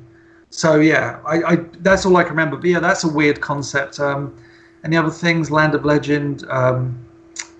Trying to think. Yeah, just like I say, a bunch of the Filmation concept stuff I've got, or like the scripts and bits and pieces. Land of Legend, that was a treat, definitely. It was a classic. Yes, I've looked at it since I last looked at it with you guys. Someone said you should scan it in for everybody to read. I'm like, why would it be that cruel? No. Yeah, you people don't need to see this. You just don't. Just take our word for it. What do we have to gain from lying to you about it? Yeah, James Eatock will forever be known as the guy that brought Land of Legend to the public masses. I don't need that. He doesn't need that on his record. He's got a clean record here, people. He's the minister of truth when it comes to He-Man. We need to keep it. He just leave it alone. I mean, let's face it. With this VCR script, I'm teetering slightly on super villain. So he's enjoying it too. Well, Daniel did want to clarify. He just meant if you remember the last piece of merchandise that you added to your collection that was for Master. Oh, sorry. Shall I go and get it? Have you got like? Have you got like 2 minutes? Yeah. Go do what you need to do. I'll read some stuff from here. Blue-haired lawyer on last week's video said, "I love Motu Classics, but my collection is extremely small because they are pricey." I definitely feel you on that one. Do any of you guys buy loose figures from eBay to save money? Are any of you cherry pickers, or are you completionists or completists, as he said? And Tyler went, and as the subscriptions were coming in, he stuck with it pretty much through the entirety of it. I am trying to buy a lot of them loose on eBay. I got 12 Classics figures that are coming in the mail. I kept messaging Tyler. I'm like, yeah, I got another one. Hey, I won this one. He's like, that's awesome. And now I've had to move my Classics from the case over here over to the shelf over here, and now I'm going to have to figure out what to do with all of these figures here because they're going to have to move to make room for the Classics that I'm getting in, and now I got to situate everything. So that is my process. I know that Joe was going with it for a while, right? And then you just kind of stopped. Yeah, it used to be a completist, but yeah, money wise, then I couldn't do it no more. But yeah. right, James is back. What you got, James? So the most recent thing I added to my collection is the most expensive thing I think I've ever bought in my life. I think you've probably both seen it, but that cell, Oh wow! Ah, yes, beautiful. pretty glorious. I was like, so I paid. I knew who owned it for the longest time, and I thought to myself, am I gonna want to, shell out that money for it? And when I got it, it's funny. The guy lived in the UK, so we met. He works. Where does he work? About a 40-minute to an hour train ride away. So I got the train. So I had to travel across London, pick up this piece of artwork, and travel back. And I remember thinking, is this going to be worth it? And the moment I kind of took it out of the packaging and opened it, and I saw that. Obviously, it's mirrored in my image. I don't know if it is for you guys. Oh yeah. And I saw that, I was like, "Oh my god!" It was just, it's for us. Sometimes cells are slightly nicked or damaged. It's just in perfect condition, man. It looks perfect. Is that the first I Have the Power cell that you've owned? Because I just assumed you probably had some other I Have the Power. No. That's the first one. Yeah, sorry, that's the first one I ever owned because they're just, they're just so impossible to get. I know. It's quite funny. I know I know the person who owns all the arms and heads of this, and I know the person who owns the body. So it's between the two of them, they've got all the key frames, but they don't, And the other thing I've got is the random. I think I've showed you guys. I think I posted it once before, which is so the promo. There was the promo shot that was used on video covers and everything, a lot of promotional. Where it's He-Man doing I Have the Power, slightly off key. It's not like direct frame, and it's the lightning around that. And I randomly bought a bunch of artwork, and that lightning was in there, and I was like, oh my god, it's the promotional lightning. So. Yeah, it's pretty cool to have the I Have the Power, and you actually have it. That is awesome. Oh, it's incredible. The way I tell it to people, it's after 23 years of collecting, and I've don't get me wrong, I've got some beautiful stuff over the years, but you kind of would always aim for. I'd love to get a cell from Adam taking out the sword or He-Man doing I Have the Power, and then to get that, and it's the key one as well. You've got obviously the main one, which is this, but the one where he's holding it forward, it's like that's actually him. All the way forward. It's not slightly in between. It's all the way. The other thing I thought I'd show you is, I've shown these off before, but I thought so. Obviously, that's a cell from the logo. Oh, cool! Whee! Damn, how cool is that, James? By the way, are these going in frames? Because these are very pivotal pieces. Are these going on display? They're put it this way. They're in lock and key kind of thing. It's not just they're just under my bed or something. They're in proper. Protective kind of things and everything. I'd love to put them in frames at some point. I've owned this. I think this cell for, nearly well over 12, 13 years. But just, it's quite funny. The first time, I guess, when DVDs happened, but with VHS transfers, I always just thought the logo was blue and white, and then eventually when DVDs happened, it's there's little red, kind of markings on it. Well, it's actually beveled, I guess, is where you got. I see it. Yeah. No, I didn't know that. Yeah, if you watch the intro, you'll just about make it out. It's not that clear, but yes. So there's that, and then I thought I'd show you. This is probably quite boring for some people. It's just the folder it came in. So that's the folder which says down it says MU main title on a black card. So that's the background. Scene 2, because obviously scene 1 is the Filmation logo. Bottom lights are just where they're projecting the flashes onto the screen. There's all these little instructions. Rush means we got to do this very quickly. So obviously it's very. And you got here let's have a look. The final checking happened on. What is that? I can't read the date. I've got my old man eyes aren't working. 17th of March, 83. Obviously, yeah. 27th of March, 83. So yeah, it's just a bit of history. And then this is my favourite piece. This is So that's the actual line art of the logo. Oh. So that's what they Xeroxed over and over again to make it bigger and smaller as it kind of comes into screen. So it says down here, I think it says, if you can see it says He-Man MA1 kind of thing. Oh, and on the back there's the instructions where it tells you, it says the layout. It says He-Man goes into place, stops, and then Master Universe comes in and they both disappear off the screen. So sorry, it's not great quality. No, you got some rare, great stuff right there. Now, what's your address again? Where do you live? Yeah, it's Fort Knox That was fucking cool. All right, man. No, thanks for sharing that. That's cool shit. Grimbot had another question for you, James. Said, what's the dumbest early idea you've encountered for Masters of the Universe? Oh, it's got to be. Likes this, but it's got to be the names at least of the Biff Beastman. Oh God. Dr. T.E. Scope and Evelyn Powers. For those who don't know, that in the series Bible, was it the Queen Marlena Glenn comes to Earth, but her co-pilot's a Triclops Beastman. And we got that new Champions of Eternia, right? Yeah, horseshit story. God, man. But it was the only time I think one of two times I've seen it referenced. So one was there, and the other one was in the Larry Houston mini comic pitch that surfaced in I think it's in the mini comic collection book. And in his story, Queen Marlena in the opening story is captured by the villains, and it's a really badass scene because she is I think Beastman kind of delivers her to the villains, and she Marlena's like, oh, my former pilots kind of thing. It's a really lovely scene. Obviously they don't go, oh, Dr. T.E. Scope, Biff Beastman. I did love, I got to admit though, out of all the names, as dopey as those names are, I do like Evelyn Powers. There's something pretty cool about that name. It's like Evelyn Powers. It almost works. It sounds close to, But the very concept, I think, it's the problem I have with Keldor. It's the problem I have with a lot of these things where the moment you try and explain everything, it loses all its mystery. Sure. I like the fact that Triclops walks around with a fucking visor. I like the fact that Beastman is this savage guy from a jungle. I like the fact that Evil Lyn is this witch. I like the fact that Skeletor is a demon from another dimension. I don't need... That's it.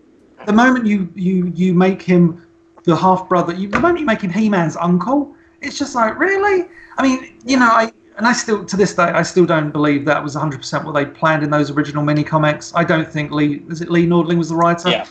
I don't, you made that reference to Keldor or whatever. I'm not sure that was what they were going for. I always felt that was such a bogus thing, because I remember seeing that on He-Man.org, like people were like making reference to that. I'm like, there's nothing in here that specifically states that there's a connection here. Until I saw that interview with him. Yeah, the only scene, and it's a stretch, is that they're trying to get Keldor, and I think doesn't Skeletor come through the gate or something? But it's behind them. It's behind them. It makes no sense. Yeah, it doesn't really make any sense whatsoever. And I just that's the problem I've had, and the problem I'm always going to have, I think, with a lot of the concept going forward is that, it's just that I like mystery. That was again the problem I had with and it's no offense to. Scott Knightley who worked on them, but no, please offend, please offend, at least on my behalf. Yeah, that's what I'm talking about. But on those classics bios, the problem I had with them, these days Danielle and Eric Marshall write them, and two people I greatly respect their talents. But the problem I have with a lot of those initial classics bios is, and just the very nature is just the need to explain everything. I think what Danielle and Eric have done, which is really cool, is rather than go, we need to connect everything and do everything, we're just telling fun little stories. Like when they did those PowerCon released those 3 1988 figures in classics, so it was like Whiplash, with Trapjaw and all that crazy shit. They told a really good story about that character in his bio, and I was like, that's really cool. That's what you should be using those for. Whereas Scott seemed to tell these stories about let's explain everything. Let's give everybody real names. I hated the real names, though, like the real name of Beastman and Merman and Rakul or something. And then what was Hordak? Hector or something? Was it Hector? Hector. Yeah. God. Scareglow was Crack Knoll or some bullshit like that. I hate it. I hated it. I'm just so glad to hear somebody who is so prominent in this community is just expressing the same frustration with the idea of explaining way too much about things that nobody was asking for a backstory or a real name or where this person come from.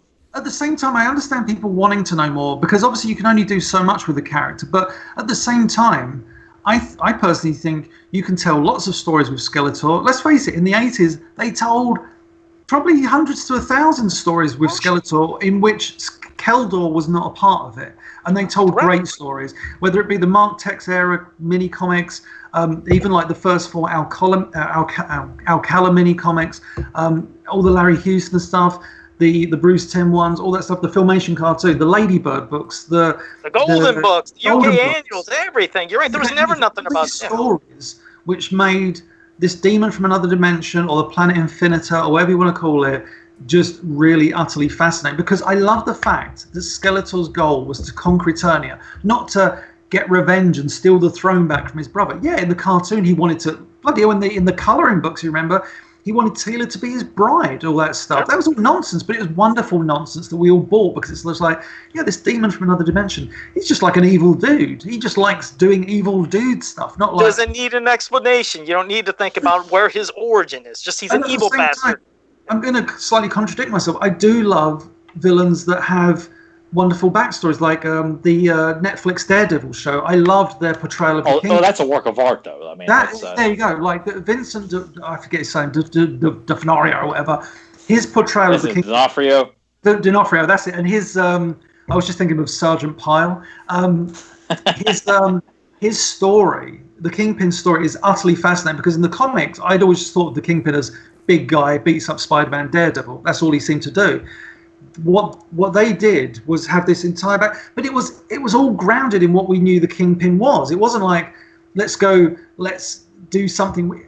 The equivalent of the Keldor thing would suddenly say the Kingpin was a demon from another dimension who suddenly came and become human. It's like, wait, what? That makes no sense. The beauty of the Skeletor origin is just that he's just a bad guy. We love that, and it just frustrates me that it's this Keldor thing. And you know, there was one movie script doing the rounds where He-Man and Skeletor were brothers, and it was like, oh, how stupid is that? It's just, why are you trying to knock off Thor and Loki? It's already been done. Thor and Loki have done it. If you do it now, people are just going to go, oh, I'm serious. Sorry, I'm clearly going. I'm tired of the family thing, the brothers and the brother uncle. It doesn't do anything to enhance the story. I mean, how many great action and science fiction films were great that had the heroes and villains were not related? They were just a compelling hero and a villain. You're like, oh my god, this guy's such an asshole. Well, it's just, at least with Kingpin, you know, you didn't, like, he came from a tragic background, but the guy still believed in being an absolute asshole and didn't care. Like, you didn't feel bad for him. Like, even after you saw that, you're like, this guy still needs to be stopped. He is going to do. It's just that Star Wars mentality, you know? Like, ever since it's a thing, it's like, oh, well, Vader's Luke's father. It's like, all the movies since then, what has it been about? Trying to connect everybody, and it's too much. Everything has to be connected. And like I say, that was the problem I had with classics bios. The ones that Danielle and Eric seem to be writing at the moment seem to take it in a different direction of, let's just take this and do something with it, rather than let's kill Mr. Man-at-Arms,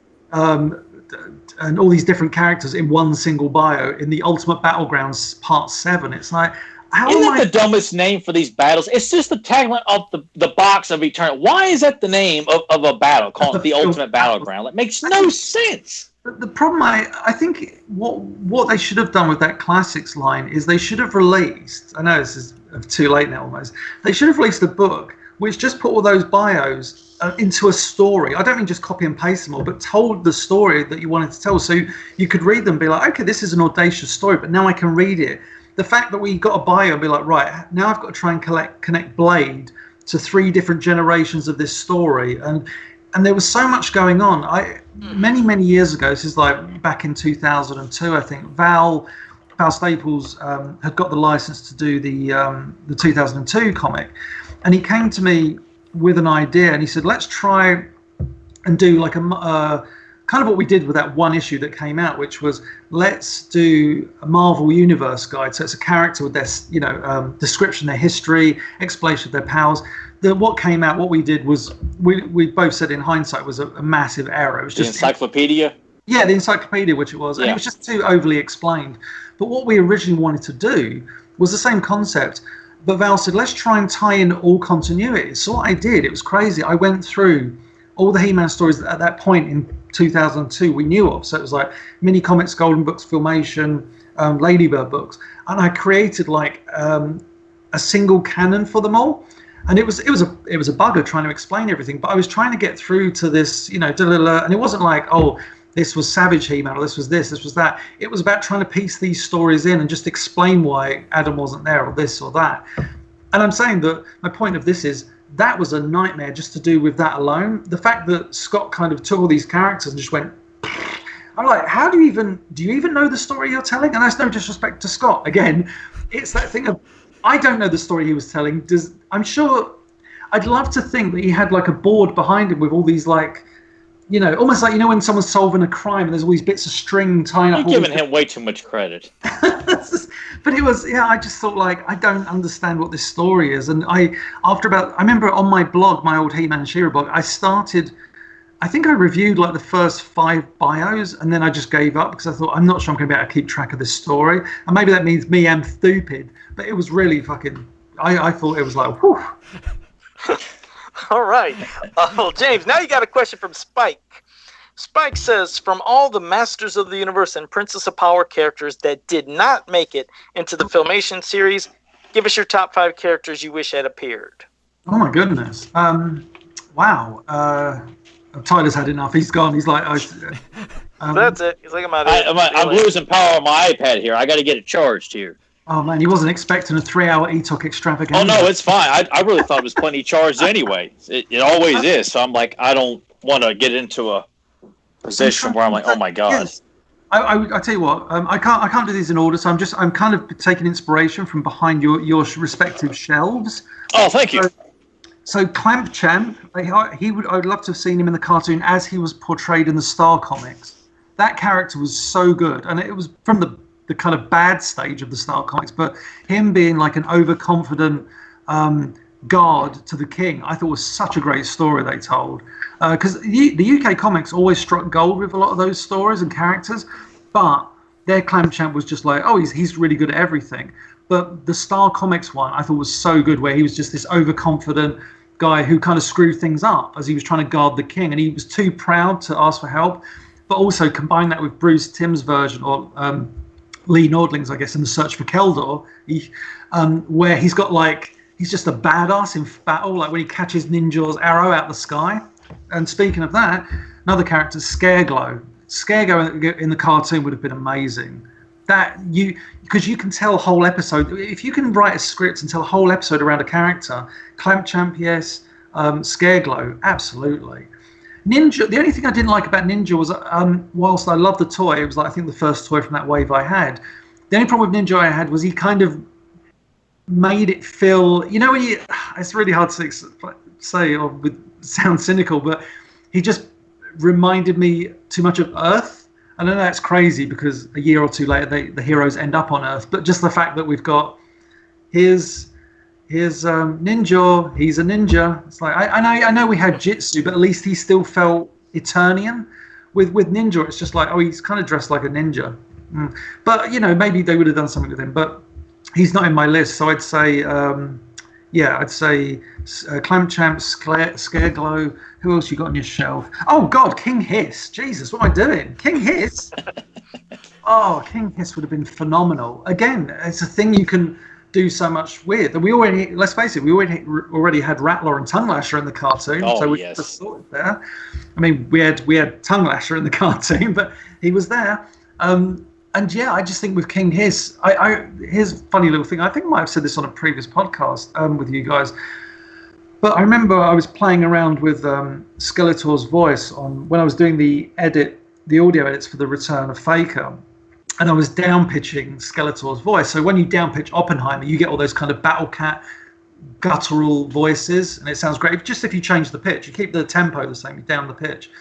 And I remember thinking you could take all of Skeletor's dialogue, drop a pitch, and you've kind of got a new villain, and you could have King Hiss. The downside is you just can't say his name, obviously. That's why we hope that this AI technology that me and Doosan keep our eye on, especially Doosan keeps his eye on, catches up. Because when that AI technology happens, where you can just put all the Filmation voices in, type out a sentence, and have Linda Gary say something, or have Orko say "rub my magic ball" and talk to me dirty, then you could have that stuff.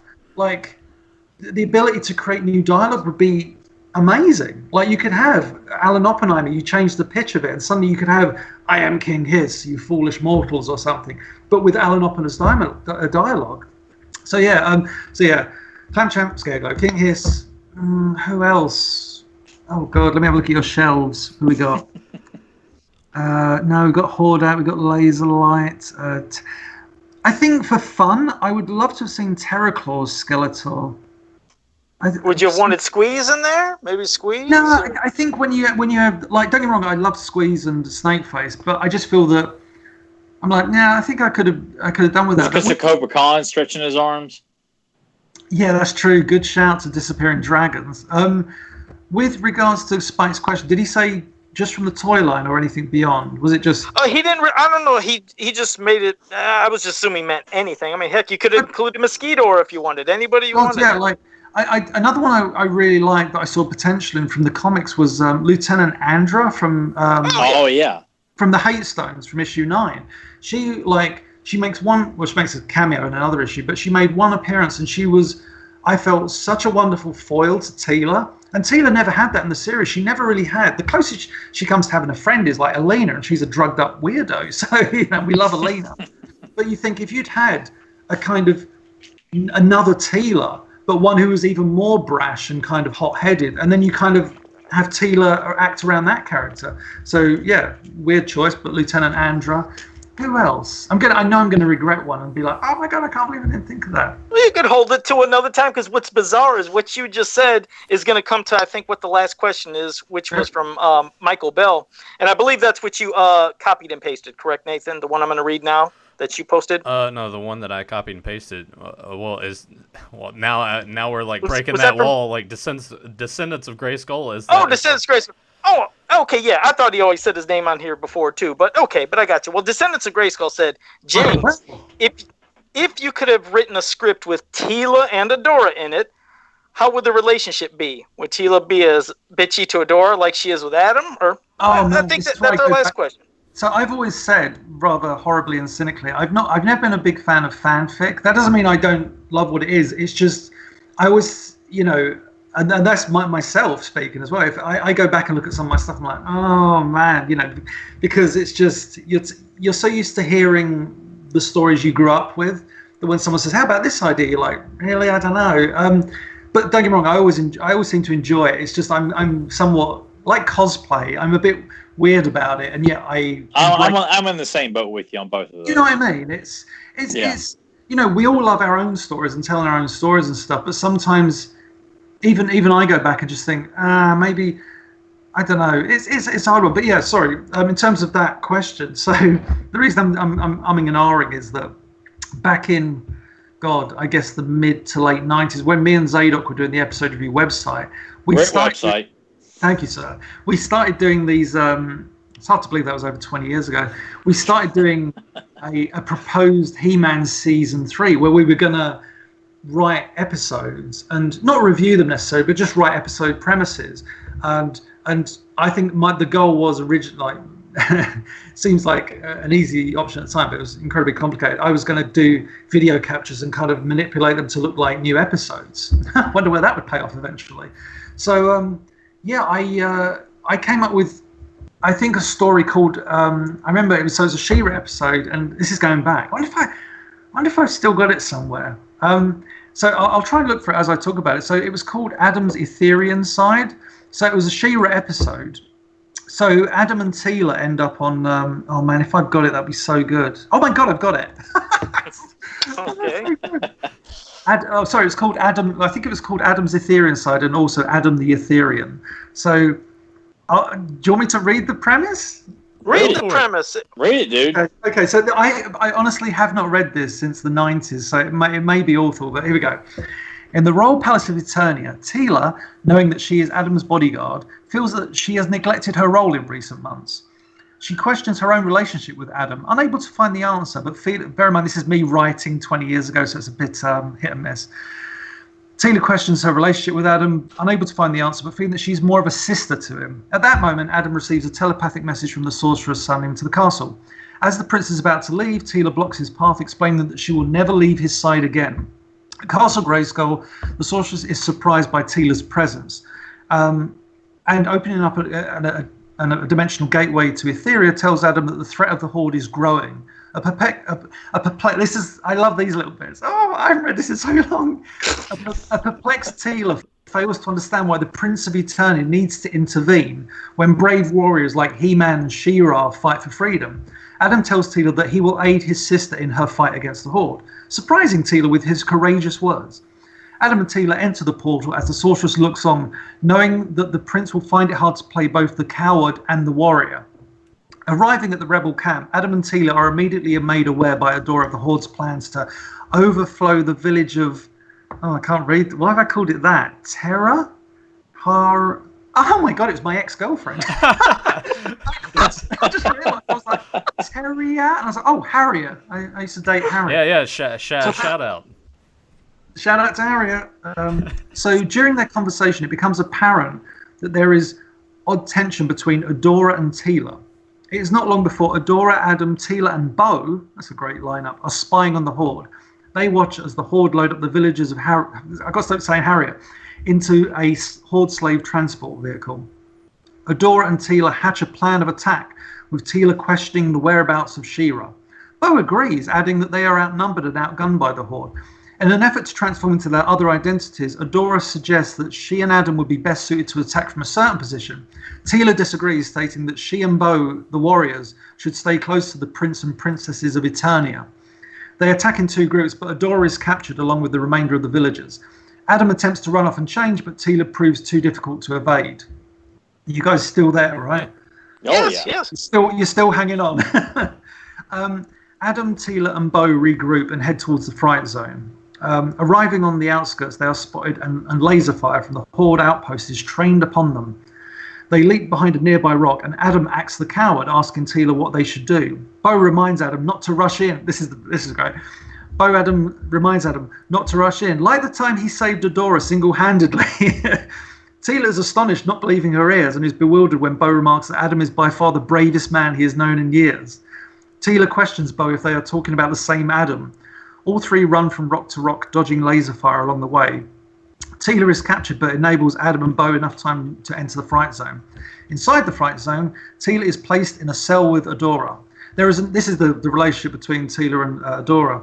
There is an obvious tension between the two. Teela reveals that she is jealous towards Adora because she feels that she has been a sister to Adam for years, and now that Adora is back in her life, her sisterly role has vanished. I thought it was a really nice thing to address because, you know, in the series, Teela and Adam are almost like siblings at times, and then Adora comes in and Teela's just like, bye.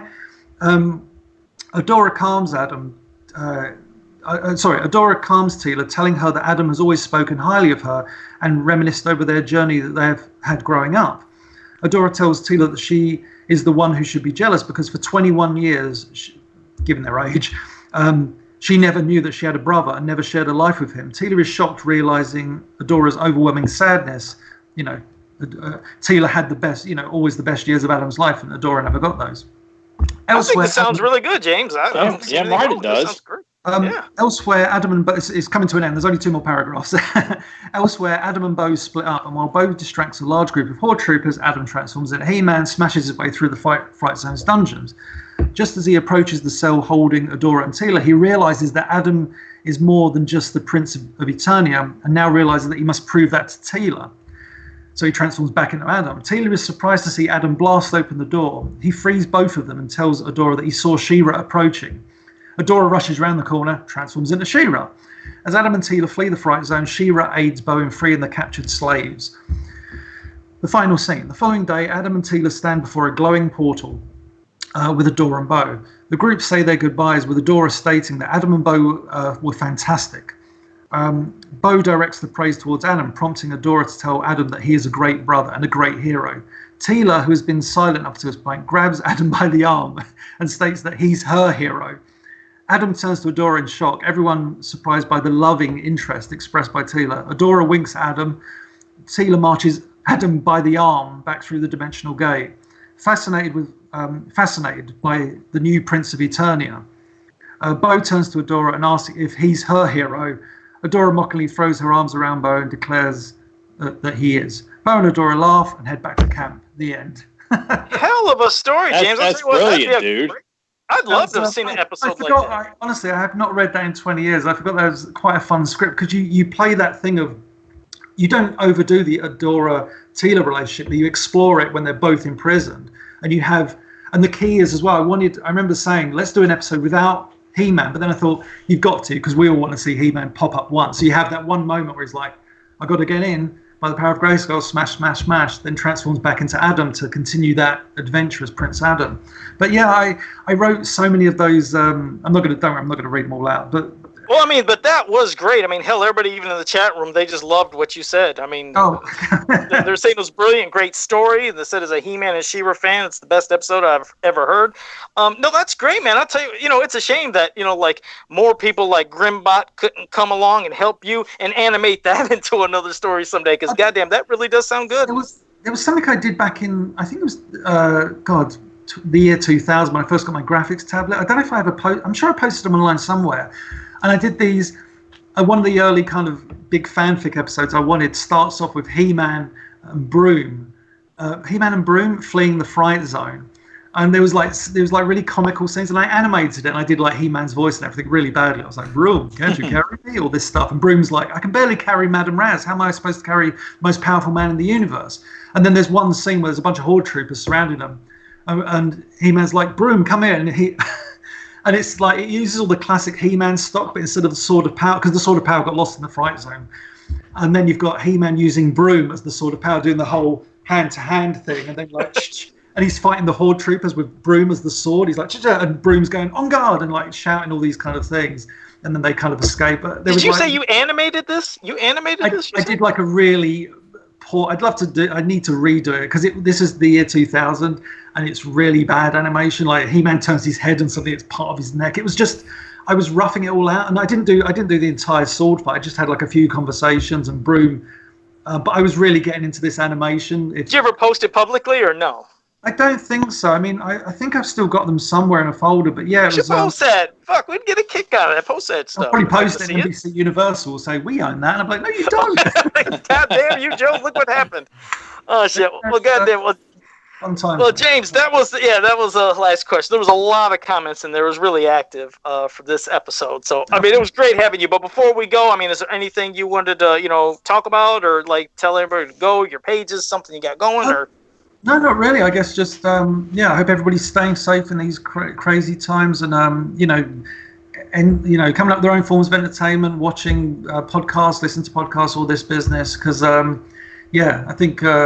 It's pretty crazy out there right now. Hopefully everybody stays safe and well and washes their hands and all that business. This is like a PSA, really, isn't it? In today's episode. Oh no, man! Orville didn't wash his hands after rubbing his crystal ball, so we encourage everyone to, wash your hands thoroughly for 20 seconds here, kids. There we go. That's how I'm going to promote the episode. Watch, he's vigorously rubbing that ball, man. Did Orko's eyes just get bigger? His eyes, yeah. Oh boy. Well, that's a first for the show for sure. I appreciate that, James, for putting that on there. Jerking off, on this podcast. I mean, if there was ever an incentive, a wholesome podcast. If there's ever an incentive for the people that actually listen to us on Podbean to come on over to youtube.com/fanspowerpodcast, it's for that. If you want to see James holding up a puppet of Orko and it looks like he's jerking off, hey, this is the show for you. You have a fetish for that kind of thing. This is your chance. Just found an entirely new audience for this. Oh my god! It could be like this whole like niche market of like fetishism for like masturbating puppets. If all those guys start popping into the chat room the next few weeks, I'm gonna have to like start setting up a moderator or something in here. Sweet Jesus! Oh God! Oh, but it was great, man, James. We love having you on. Every time you're on, some crazy shit happens, but it's great, to share your knowledge and just all of us sit here and have fun and just share the love of Masters of the Universe, Princess of Power. That's what it's all about, man. So, but I guess for anybody that was here and is new to this channel, make sure you like, subscribe, share, ring that bell so you can always be notified when we go live. Because as you've seen, this was a different time today. And for me, Tyler, Nathan, and James, until next time, have a powerful day. He's got Oracle. God damn it. I don't even say. See you next time. No movie quote from Tyler? Tyler, movie quote? How am I supposed to follow that up with a jerking off Orko? Like, what the hell am I supposed to say? Like, no one is going to pay attention to anything. I mean, it's, we're seeing, but here's 50 Shades of Orko right now. Son of a bitch. Yeah, there's nothing to end. Yeah, that's. See you guys next.